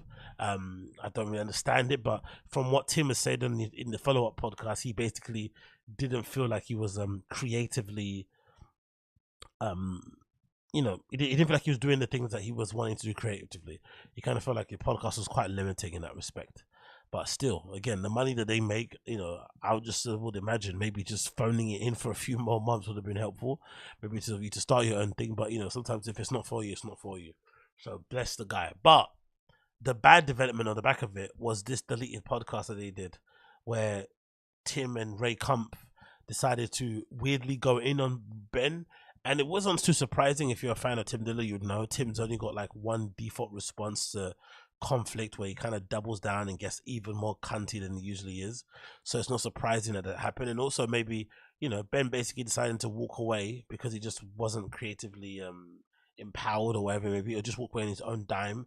It probably fucked with Tim's head because I guess he would have envisioned a future where he was the one firing Ben or firing somebody, not that somebody left of their own volition. That kind of probably stung him a bit deep also. So that might explain why he was being such a cunt to Ben in the podcast. But I'll play a bit of the clip so you can kind of hear it. But it was really sad to hear them kind of rag on Ben like this on here, especially Ray Kump. It sounded like he was super happy that Ben left and stuff and was really putting the boot in. Maybe because he wants to replace Ben, I'm not too sure. But either way, this is the episode I'll delete from Patreon. Ladies and gentlemen, welcome to the Tim Dillon Patreon episode. It is a historic one. It's a big one. I'm here with Ray Kump. Hello. Friend of mine. Another friend of the show whose name's Ryan. We're not going to say anything more about that. But, no, but he's been a fan for a while. He's a fan for a while, and he's somewhat famous. You know? Yeah, is he? Somewhat. Okay. Right. I think. No, I've heard of him, yeah. He's not Zendaya. No. But who is? I'd like to be. Now, and you will be. What about an agent who told you that? You know, like the agent, they just lie. If people knew behind the scenes that you were like a rough guy, it would totally ruin the experience. Right. You know, like you're like a Matt Lauer type. Well, what do you mean by that? No, a beach for sarcasm. Really, Nick? Is that true? He's on vacation. It's not nothing. Really? Do you think this is all a bit? This is all like one big elaborate bit that they did to kind of get the fans all riled up. That would be crazy if true. That would be a really good bit. He's on vacation. He went on sabbatical or whatever, and he's gonna come back and need a bit of a break and refresh. That would be awesome if that was true. Fantastic. Oh, okay. Yeah, I guess Lauer complicates it because he's a they'll call me a Matt Lauer. They already think Ben was raped. Everyone listening to this already thinks there's an article coming out in the LA Times with a crying Ben Avery. I mean, everyone already, there's no one not thinking he was raped. There's nobody listening to the show right now that does not believe he was molested. Yeah, that's a good point, Khalyla. Working under another man 24/7 and having that paycheck cover your whole life is bound to crash at some point. True. It's different from like working from a company, or like a small startup and stuff, which is even difficult. I've had my issues where I've worked in companies where they've got under 10 employees, and it's really odd, especially if the founders are all like old kind of college friends and stuff. It can be a little bit weird to kind of ingratiate yourself in them, in the crew, and to kind of, you know, feel comfortable. It just doesn't work sometimes. So I can imagine that could be difficult when it's just like two people working on the show all the time. You're in contact all the time. You see each other too often. I can get it why that could be an issue. Right. No way. But literally, this is a very amicable thing. Sure. And I'll always love Ben like family. And you know me and my family, no one's more involved than me with my family. When's the last time you saw someone in your family? I spoke to my father the other day. Okay. He keeps telling me he's off. And he goes, I'll take a drive out to the house. I'm off. I'm like, I'm not there. So, but we wish him the best. Look, good luck. I mean, look, here's the thing. Much like, in my opinion, much like Jimmy Fallon, there'll always be a place in the business for Ben Avery. He'll land on his feet. I think he will. And I am going to do my thing. It's still going to be a solo show. We're bringing in new producers. I hired a new guy who's really good. The show needed a little bit of reinvention because it was getting stale. And Ben, I think, quit 2 years ago, but he kept coming in, and that I respect. Look, I mean, I kept hearing about like new ideas that were coming, new projects, and I was very excited. And one day maybe I'll see him, whatever. But no. Well, you know what it is? It taught me a lesson. Ray being cunty. Ray Kump being cunty there. Unnecessary to say that. About, And again, let's keep him in check. This guy's talking about failed projects. This is the guy talking about failed projects. No comments needed. This is the guy talking about failed projects.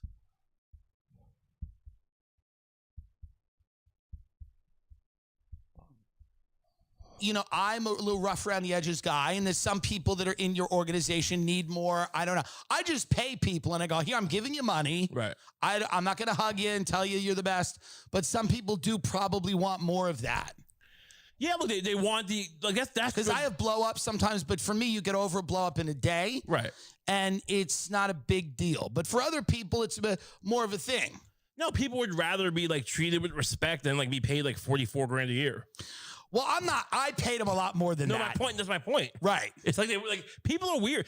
These kids just don't go back to work anymore. They don't get it. It's like yeah, I'd rather be like treated like a professional who's respected and like get food stamps. Right. It's like it's a weird value system. Well, I just want someone to be nice to me. Yeah, just tell people are telling me. I don't know if this is true. Drinking with cats. People are saying this is a bit. Are you guys for sure? This is a bit. So he didn't leave. Have I been duped? Nah, come on. Really? This is going to be hilarious if he comes back from fucking holiday. He went to fucking Africa, he went to Southeast Asia or something and traveled, backpacked with his wife or something and hang out, and then he's back with a nice tan with some cool stories. Yeah, I think I'm so Shane said no, I think he actually left. If Ben didn't write that goodbye message, I'd think it's a bit. Okay, cool. Yeah, that's definitely not a bit. That message was super sincere. I don't know, man. Like, this feels weird. Just don't be my dad. Someone can be nice to me for a very low price point. I've taken shit from people for no money. Right. I've literally, people have shit down my throat for nothing, you know? So, and I was, and again, this wasn't like a thing where I was any like abusive or whatever, but I do think on the show, the dynamic of me always being shut up and me, I mean, did you observe any of that, semi-famous Ryan? Yes, but I thought it was part of the interplay, part of the banter. Yes. I shot him in the leg once. Now, that wasn't part. No, I think it was part of the banter, but no matter how much somebody wants to say it's part of the banter, when I told Louis was like, oh, yeah, Louis goes, it's always so funny when you tell him to shut up. But Louis goes, oh, yeah, I knew that guy was going to quit because he probably goes home and his wife's like, why do you let him speak to you like that? But it's every dynamic in radio. The producer always sucks. Yeah. Go back to Stern. Go back to anywhere. You're always shitting on the producer. This is not new. I didn't reinvent the wheel. This is just kind of the fun dynamic. We spend all our time together. I get mad at him. He'll get mad at me. It's just the dynamic of two people that spend a lot of time together. One's kind of this cranky curmudgeon. One's a young, sweet boy. And I'm like kind of being like, shut up. What do you know about life? But apparently he's, I mean, look, if you told unhappy. We had a bunch of producers, back in the early days of the show. That is correct. If you told me Fat Dana, Shannon was sweet girl, big tit Shannon. Yeah. If you told me any of them were gonna end up making what Ben made, right? It would be, and like, yeah, look, he was good, right? To a point, right? But Jesus Christ, Ray, hater energy. Well, he was really good. He was really, really good. And what's sad is that money. It's not sad, but it's like, if it's not about money, I don't know what to do. If I can't give you a lot of money, I don't know what to do. I can't make you feel better. I can't make you a comic. He wasn't a comic. And, you're sitting next to a comic. So you might look at that. This is literally a Cinderella story. I'm unaware of how, but I'm sure you've worked it out in your head. Cinderella. You're the magic genie or whatever was in that movie. There was no genie in Cinderella at all. That's a good point. How much do you think he was making? Ben Avery as a producer, I don't know. would we say more than $5,000 a month? We'd say 10 grand a month, 20 grand a month. Because I don't know yearly salary. Let's say monthly. What was he getting monthly? Because I'm assuming he was getting paid monthly, not per show. So was it 20 grand? You think 20,000 per month, 50 grand per month? What would it be? Because I know Tim makes a lot on Patreon. It's like 200 something thousand a month, but he also pulls in a decent amount of YouTube and all that stuff too. People are saying 3K. Yeah, true. Patreon do take a pretty massive cut. I'm not sure how much it is over a certain amount. He was an intern. Near the Middle East. Was it a wolf? Fairy godmother. You're the fairy godmother. Okay. You made his wishes come true. But perhaps. I mean, that's how good of a break he got. He got a good break. And he was, but here's the thing. There was a lot of travel. Sure. I think that kind of wore on him. He had to go to Australia. That's terrible. London. Awful. Horrible place. Ray Kump is being a real piece of shit. And where do you guys stay? In like East in like he Liverpool? Stayed in a cheaper place than me, but it was still like a nice. But I think it wears on the marriage. I get it. And he's not a comic, so he's not getting what I get out of it, right? So he's not walking on a stage and entertaining people for an hour. So here's the deal. I think everybody's got to live the life they want to live. And somebody might want to go, I don't want to giggle. Right. Like, that's not what I want to be known for. I don't want to be a giggle. Is London horrible? Probably for an American it is. It's not the finest place in the world. It's functional. It does what it says in the tin. It's like a dreary, drab version of New York, but I wouldn't say it's fun. It's okay. You know what I mean? Like, I don't want to be a guy who just sits next to a guy. But will he become a Patreon member?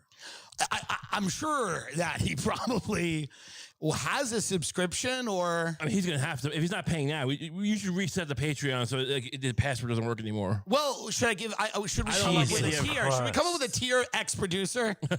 Where he has to pay like $5,000 a month, ex-producer tier. And it's just one additional abusive episode. Yeah, it's just one episode from me to him telling him to go fuck himself. I'm like, I know you're listening to this, you piece of shit. This is the one above the Rothschild. Sit down.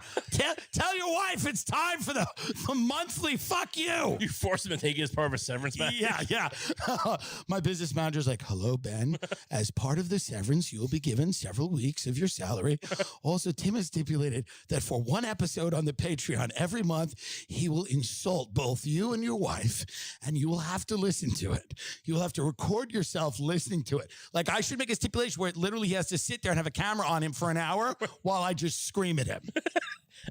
Okay, you got the gist of it. And then I guess Tim felt bad about it and decided to apologize, which I thought was pretty decent of him. And he sounded really sincere based off what he said here. Hey, so I wanted to let everybody know why we took down the Patreon episode that we had just put out. When I came on the Patreon, I felt the best way to do it with you guys was to be funny about it, because the show, the Tim Dillon Show, has always been like a funny show. We've never really been serious on the show. That's not what we do. We say crazy shit all the time about everybody. And that's what we do. That's kind of that's why you guys like the show. It's why we have hundreds of thousands of people listening to the show. But, when we listened to the episode back, it felt callous and cold. And I love Ben, and I didn't want Ben to be hurt by the episode, which I think he was probably hurt by it. It was not my intention. All I wanted was to break the news in kind of a funny way. That's how I handle everything that matters in my life. I've never been good at being serious. I'm rarely serious. You guys know me well enough to know that like everything in my life, from my schizophrenic mother to my family issues, it's all public, and I deal with it 100% with comedy, which is not good. This is not how you should deal with things that matter in your life all the time.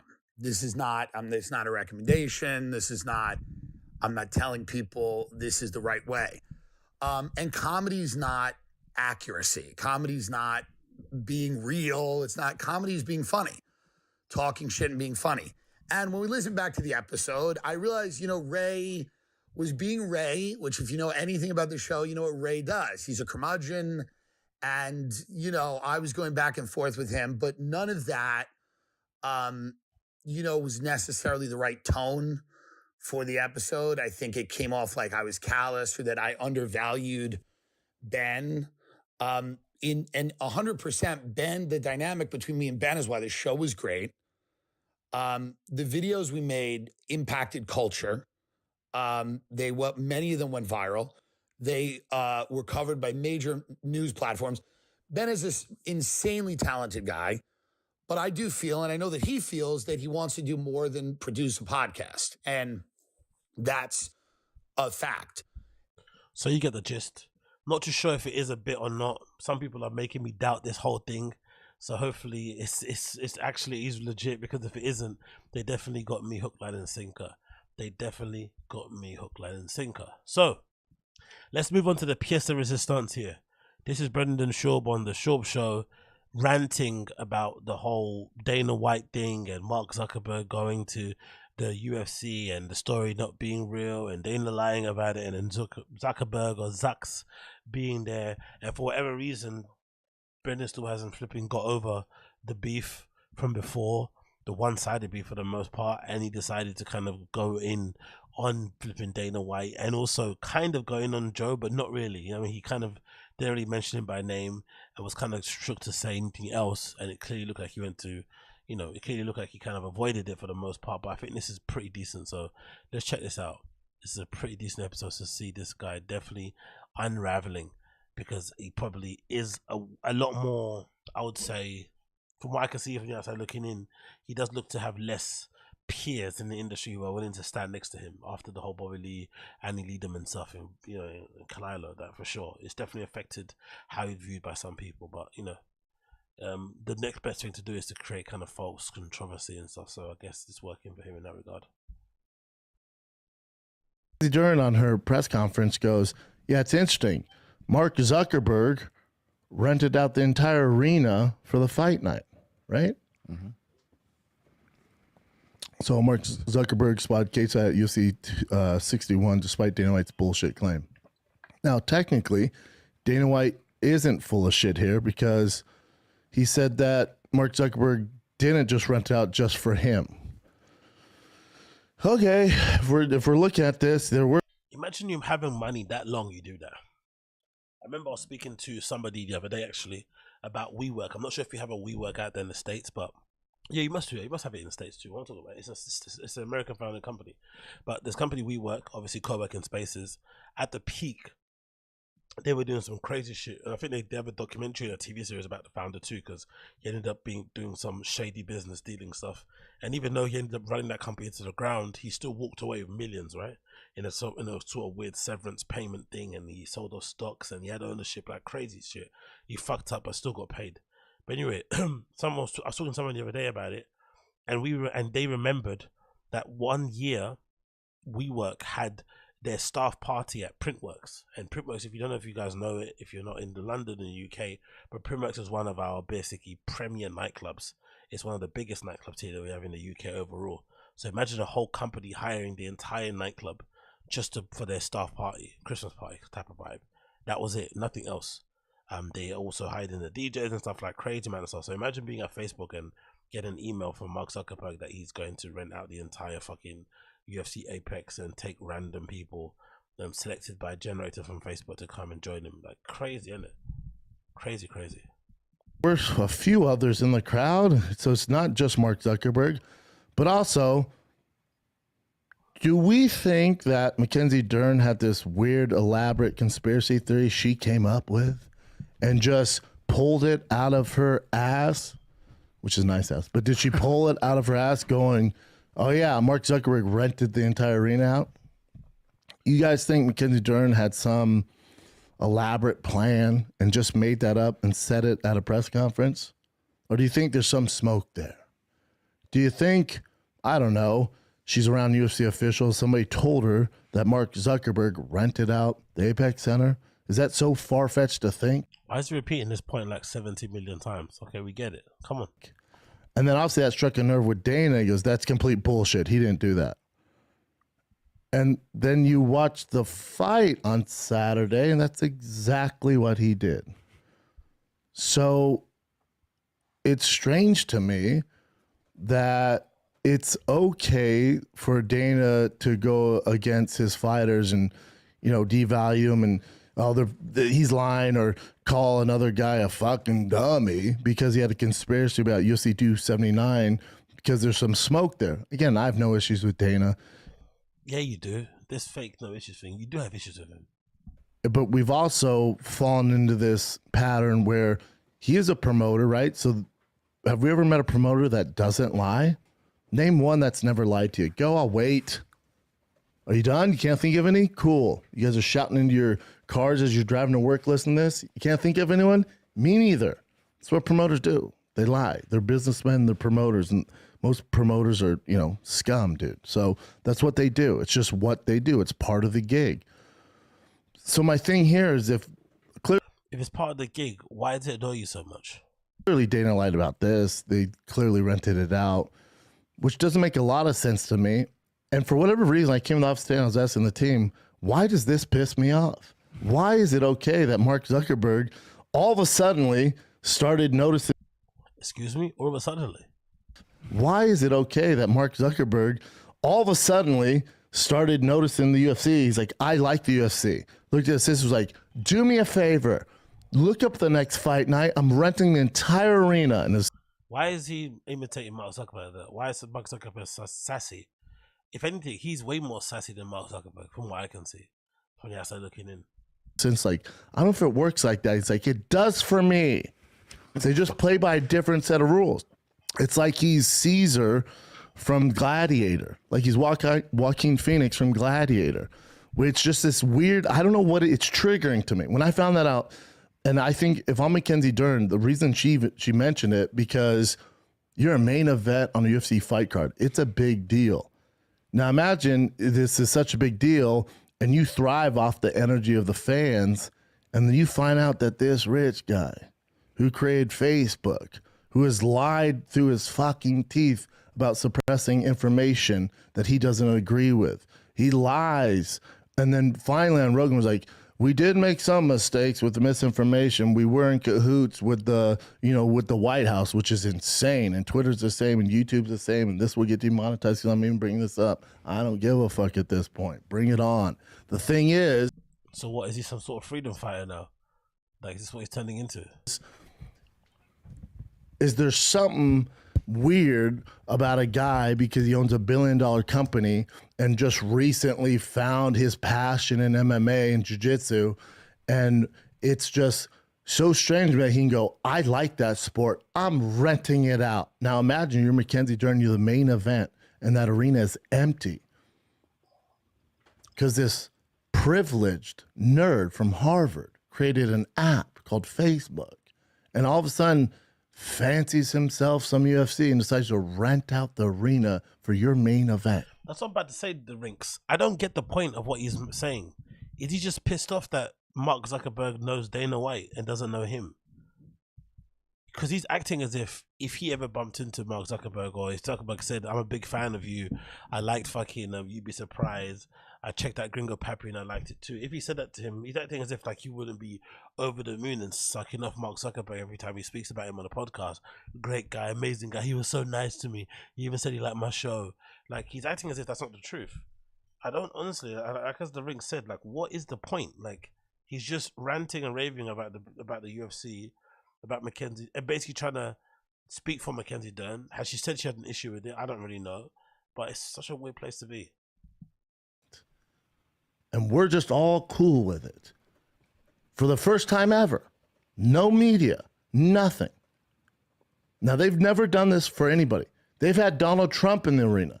They've had Shaquille O'Neal. They've had Elon Musk. They've had some big fucking names in that arena, man. Now, granted, this Apex Center a little different. I'm not talking about MGM. I'm not talking about T-Mobile Arena, right? He rents out the Apex. Seats, I don't know, fucking 100 people. Or more than that, but still 300 people. Still, you're the main event, and you thrive off the fans giving you energy. But this rich kid, Joffrey from Game of Thrones, goes, I like that sport. I'm coming. I want anybody else there. What's the correlation between Mark Zuckerberg and Joffrey, by the way? That's such a weird analogy to make, isn't it? No? What is the difference? mine. Is this not a weird kind of like old school Rome dictator thing? And did you see Dana at one point after the Mackenzie Dern fight in the main event? He looked over and Mark Zuckerberg went like this.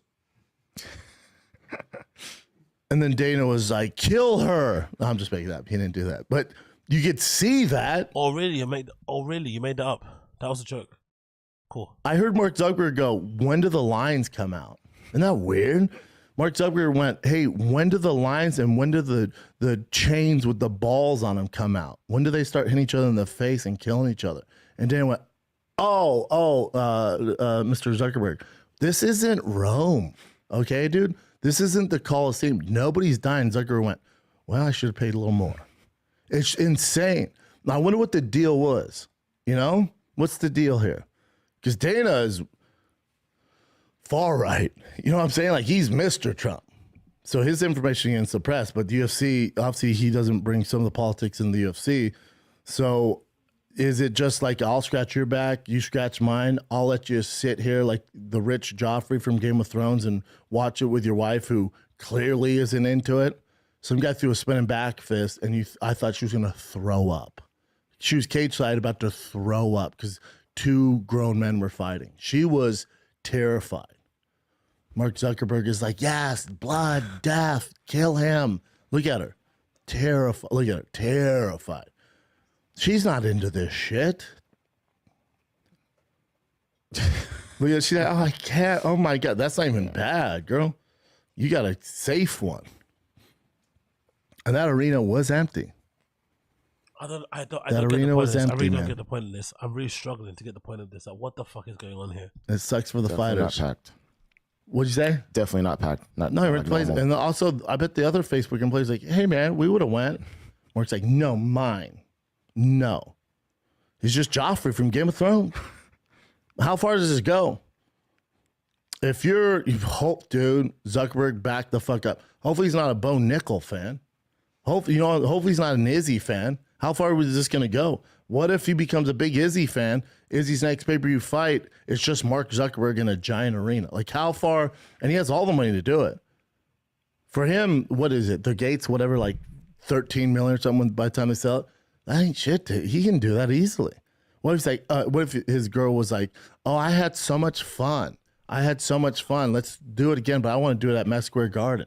Where's this stop? Just because he's a rich white dude who created Facebook.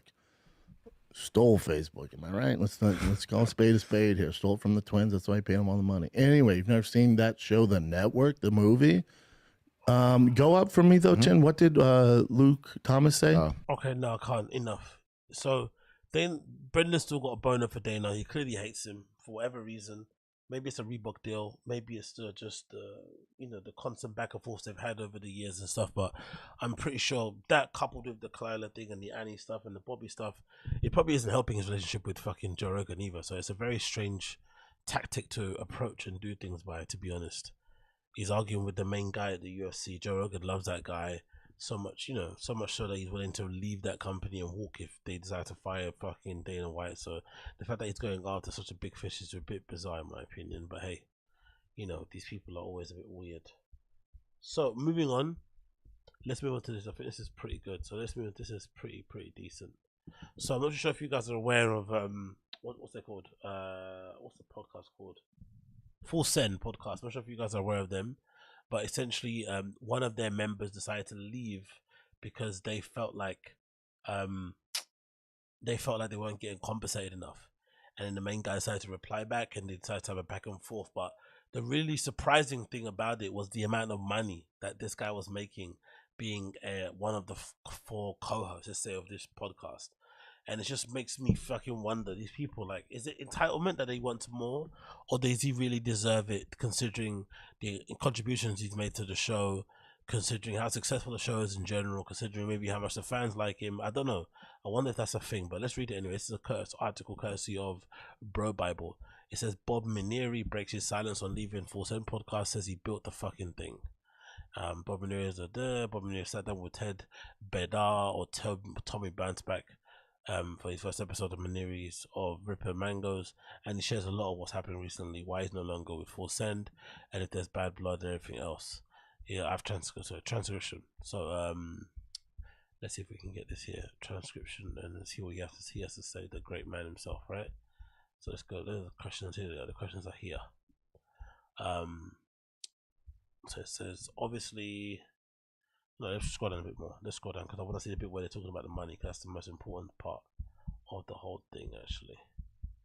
Bear with me 1 second while I get this up. Why are the videos loading on the stream? There you go. There's the videos. Taking ages to load up on the page, and I've closed everything down also, and it's still taking long. Okay, there we go. A couple more, and it should be there. Come on, son. There you go.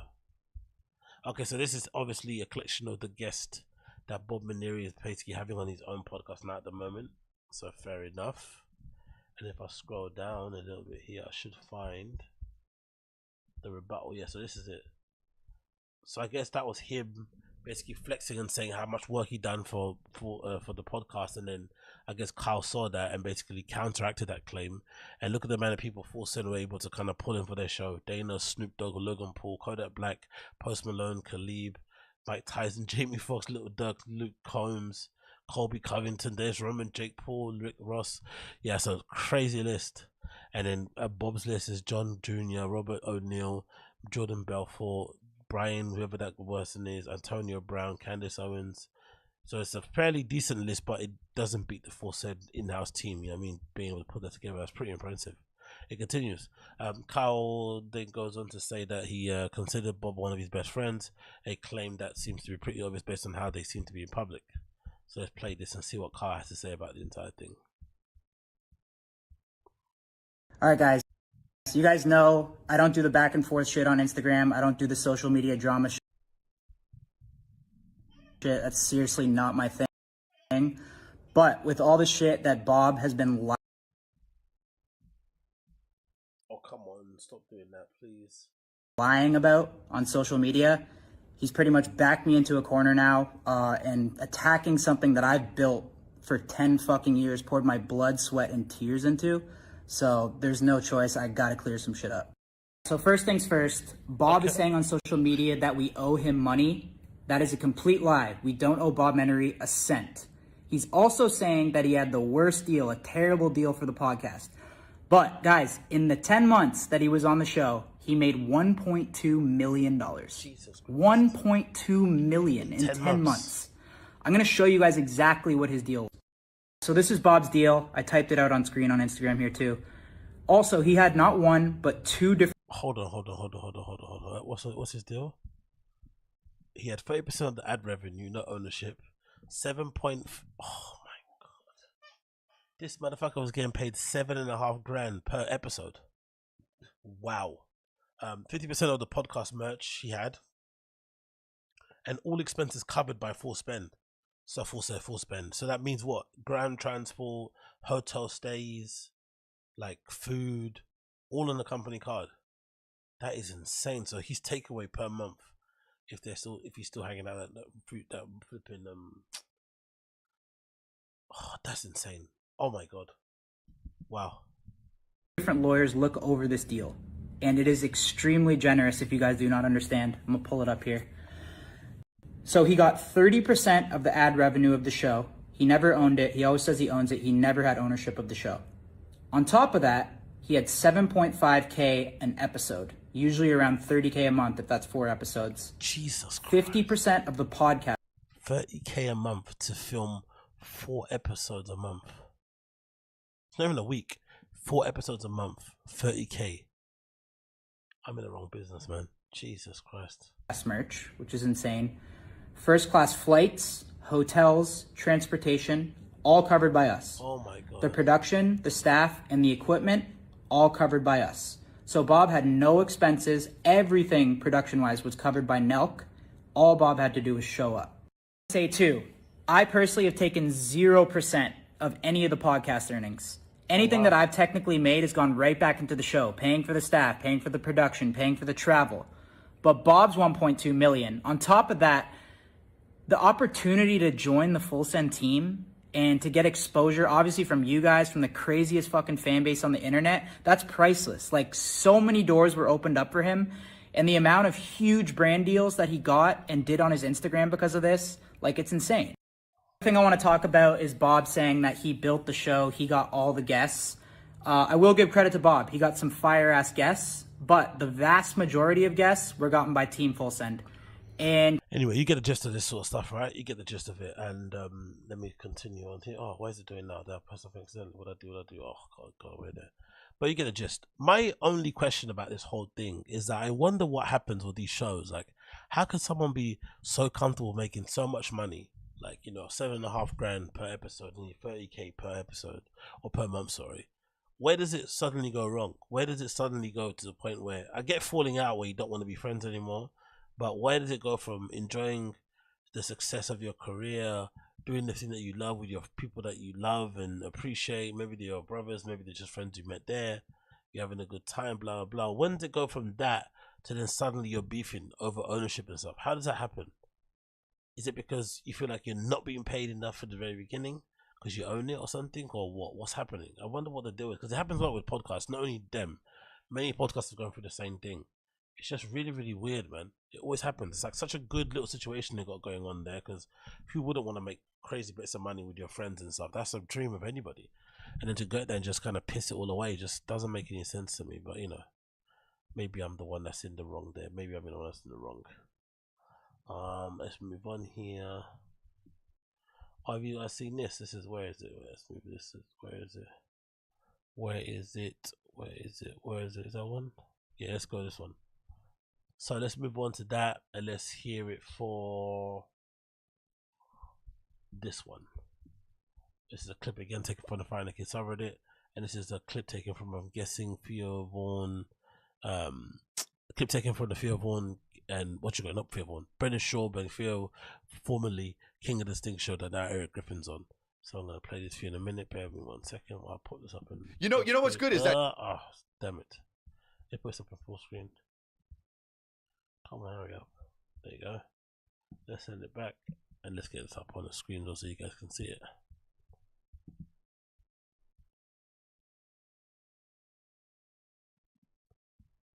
Is it playing? Oh, it's not playing. Sorry. You know what's good is that show Dark? Was that German show? Yeah. That show's fucking good as shit, dude. Yeah. Hey. What I don't like about binge watching. Hey, do you have anything current, dude? Well, that's like, pretty current. Dark is pretty current. Something new, like not so niche.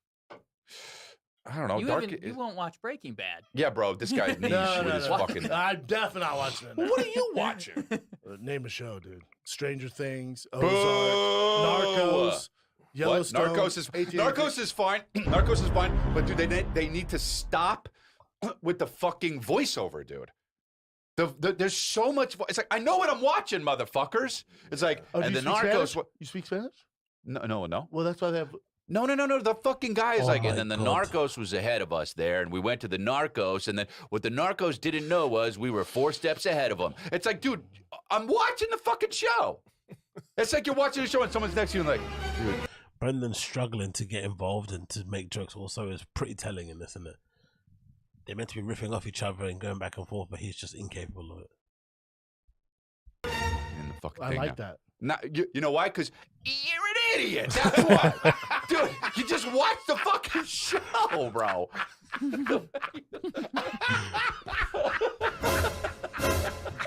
He didn't find that funny. He's the only comedian in the history of the world who gets offended when people make jokes at his expense. It's legitimately funny to watch in real time. It's really bizarre. Bro, you didn't like Stranger Things? It's all style, baby. It's all style. Oh, man. He's legitimately annoying. annoying. My boy Austin. Yeah. He's a great musician. Wow, is this Popeye? What? That ended? No, is that it? I guess that's it. Okay, cool. Fair enough. I guess that was it. So, yeah, Brendan doesn't like it when people take the piss out of him. He doesn't like it when he gets laughed at. And clearly there's some level of flipping disconnect happen between the both of them when it comes to... Can we start a Tiger Fig Whiskey Fund and have you do a random show drunk off that sweet nectar when you get it? Yeah, for sure. I'm definitely down. I'm definitely down. He's starting to stock it. Thank you anyway for the tip from Mo. I do appreciate you. He's starting to do that often though, isn't it? He's starting to no, he said he mentioned it. He's starting to put it into different places. So I feel like he's finally figured out the distribution for the fucking thing in the first place. So maybe that will be a situation. I'm game. I'm definitely game to do it. I'm not gonna lie. I'll be down to try that thick, sweet nectar that he keeps fucking bragging about. I'm not gonna lie. I'll be down to do it. Let's play another clip here. This is, I think, the premise of these clips is basically showing that Erik Griffin is, as you can see from the previous clip there, Erik Griffin's starting to grow some chest hairs, or maybe he's covered in chest hair and back hair and whatever else hair. But he's starting to grow some balls, and he's basically had enough of pretending Brendan's funny, and now he's teasing him, and Brendan doesn't seem to like it. He's not someone that likes to get teased. He's never been teased in his life, even though he's a comedian and he should be getting teased in order to be funnier, but hey, for every reason he doesn't seem to like it or look at it that way. So this is them joking around on the King of the Sting recently. Look it up on the screen here so you can see it, hear it. I don't play like that. We got to get a scoreboard for when Brendan says a funny joke. I like how he just steamrolled through that, right? He steamrolled through it super. He didn't want to like talk about, oh, he heard what he said.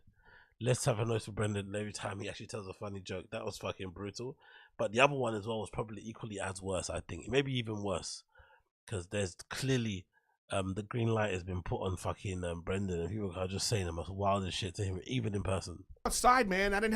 I grew up, I had no internet. Okay? I didn't have crazy is that? Yeah, this is bananas. I used to have to go play hide and seek. I used to play football with grass and cement. I used to have to, we played baseball with tennis balls in our neighborhood. Well, look at this dumb motherfucker, bro. You go. I have to play hide and seek. He goes, great game. Dumb motherfucker. Is it not a great game? Yeah, especially when everybody's into it. Guy. When everybody's into it, that shit is lit, dude. It is I will lit, play but, fucking hide and seek right now with every grown man in this fucking office. God damn. You know what? I'm Where the you boss. gonna hide? We're gonna do that. We're doing hide and go seek Friday. Your big fat ass is gonna stick out of wherever. Nah, see, you weren't gonna hide and go Jesus seek. Christ. Dude, I'd hide it in the fucking wire, man. Oh, man. Oh, I you're that fucking guy. turn that shit on. Yeah, Erik is really attacking and going for the jugular, which is interesting. And for whatever reason, Brendan can't seem to fucking riff. So it's creating a really odd and strange dynamic in terms of the entire group. But hey, what can you do, innit? What can you fucking do? Let's get back on here. Let's see the other one I wanted to show you. What was it? Let me see if I can find it. Bear with me a second here. Not that one, not that one. Oh, you want to see? Yeah, I think I might end it as well because it's getting late. Let me see. Do you guys want to see a clip that's gonna fucking infuriate you? This is from the Fight the Kids subreddit. This is gonna make you guys pull out your fucking hair from your heads or whatever part of your body has hair. This is gonna make you so mad. Brendan and Bryan have this fucking weird debate about J-Lo and who's the guy that thing is protecting. Yeah, I think is it J-Lo Mariah Carey or something? I don't know what the debate is, but basically they have some debate about who's the better singer, and clearly Bryan's right about why this other person's a better singer, and yeah, what kind of leads out is some really gnarly debate and argument between the both. But what you see from this is that Brendan doesn't like to be wrong, which might explain why people don't call him out and stuff. He doesn't respond well to jokes. He doesn't like being teased, and he's also never wrong. So that probably explains why, he is the way he is. But I thought this conversation and chat with the guys was pretty funny. Let me get up on the screen so you guys can see and hear it. No, Shakira does. Oh, Not- interesting. But not- J-Lo not doesn't? J-Lo, Oh, no, wow. no, I'd not say even close to J-Lo the same has a voice. better... Oh, you're out of your mind. Hold on. You think J-Lo has a better voice? Please take that Her back. catalog, her Oh songs? no, that's adorable. Oh, yeah, Please for take sure. it back. You know, you don't know what the fuck. You think that J-Lo has a better voice than Shakira? Hey, Chin, do me a favor. Hold on, let's just... You think J-Lo has a better voice? No one would agree with you. Chin, on let's that. see. Hold on. Oh my Hold on. Let me God. do this, beat. Let me help you. You're 55. Let me help you out here. Holy fuck. Go to... You're hilarious. Album sales, Jennifer Lopez. Album sales, Shakira. The album sales have nothing to do with it. Imagine starting off an argument where you're arguing about who's the better singer out of J-Lo and Shakira, and then the next bit of the argument, the guy says, "Oh, let's start talking about fucking album sales." It's like, excuse me, but that also goes to show what Brendan, how he views stuff. For him, there's no such thing as artistry or being good at what you do or being highly regarded as, yeah, you're being good at what you do, being respected by your peers for your artistry. It's all about, can I sell tickets? Can I get fans into shows? Can I get them to buy my merch? And if those things are ticking, for him, it's just like, you know, it doesn't really matter too much. Who likes who more? No, that's okay. McDonald's sells more hamburgers than otherwise. You can't. Then what? Then what? Be McDonald's makes a good hamburger. Then what? They don't make a good hamburger compared to what other. But of course, you'd be saying McDonald's make a good hamburger. they're Compared to who? Don't compare numbers, commerciality to someone who has a great voice. You want to compare success? No. Okay. No. Yep. So okay. So that's the metric. So it's not about Album artistry. sales? It's about artistry, dude. How's J-Lo not an artist? There are people who are But how's way J-Lo better. not an artist? She's There's people. The fact that he's sitting and defending J-Lo is hilarious. She's a lot Shakira. more. She's all. Oh yeah, the hand. Yeah, true. He's got the hand on the chest, isn't it? Yeah, he's definitely got the hand on the chest. He's perfected that one. She's not. There's nothing J-Lo has ever done artistically ever that would be considered original. Okay. But Shakira is. Shakira is a better singer and dancer. Hold on, but she's done stuff artistically that's original. I don't know. They're both pop music. I don't know, but Shakira, both pop Shakira music. has a better, by far a better voice than J-Lo, and I don't think anybody that sings would disagree with that.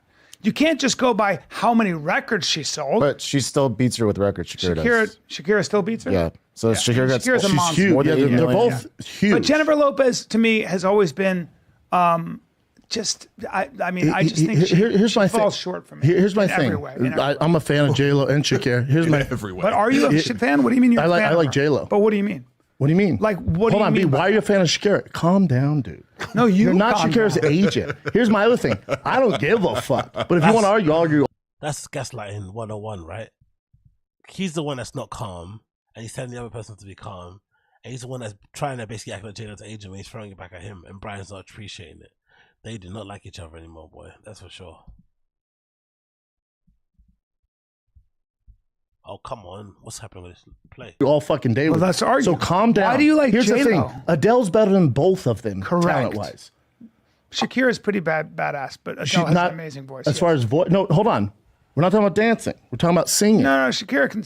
Not like sing. Adele, Brian. No, Adele is my. Not even close. Well, no. Adele's amazing, but Shakira's amazing too. They're not even in the same fucking category. Nobody would say that. I don't know. I mean, I'm a huge Adele fan. Adele compared to Shakira. Shakira can sing. Compared to Adele.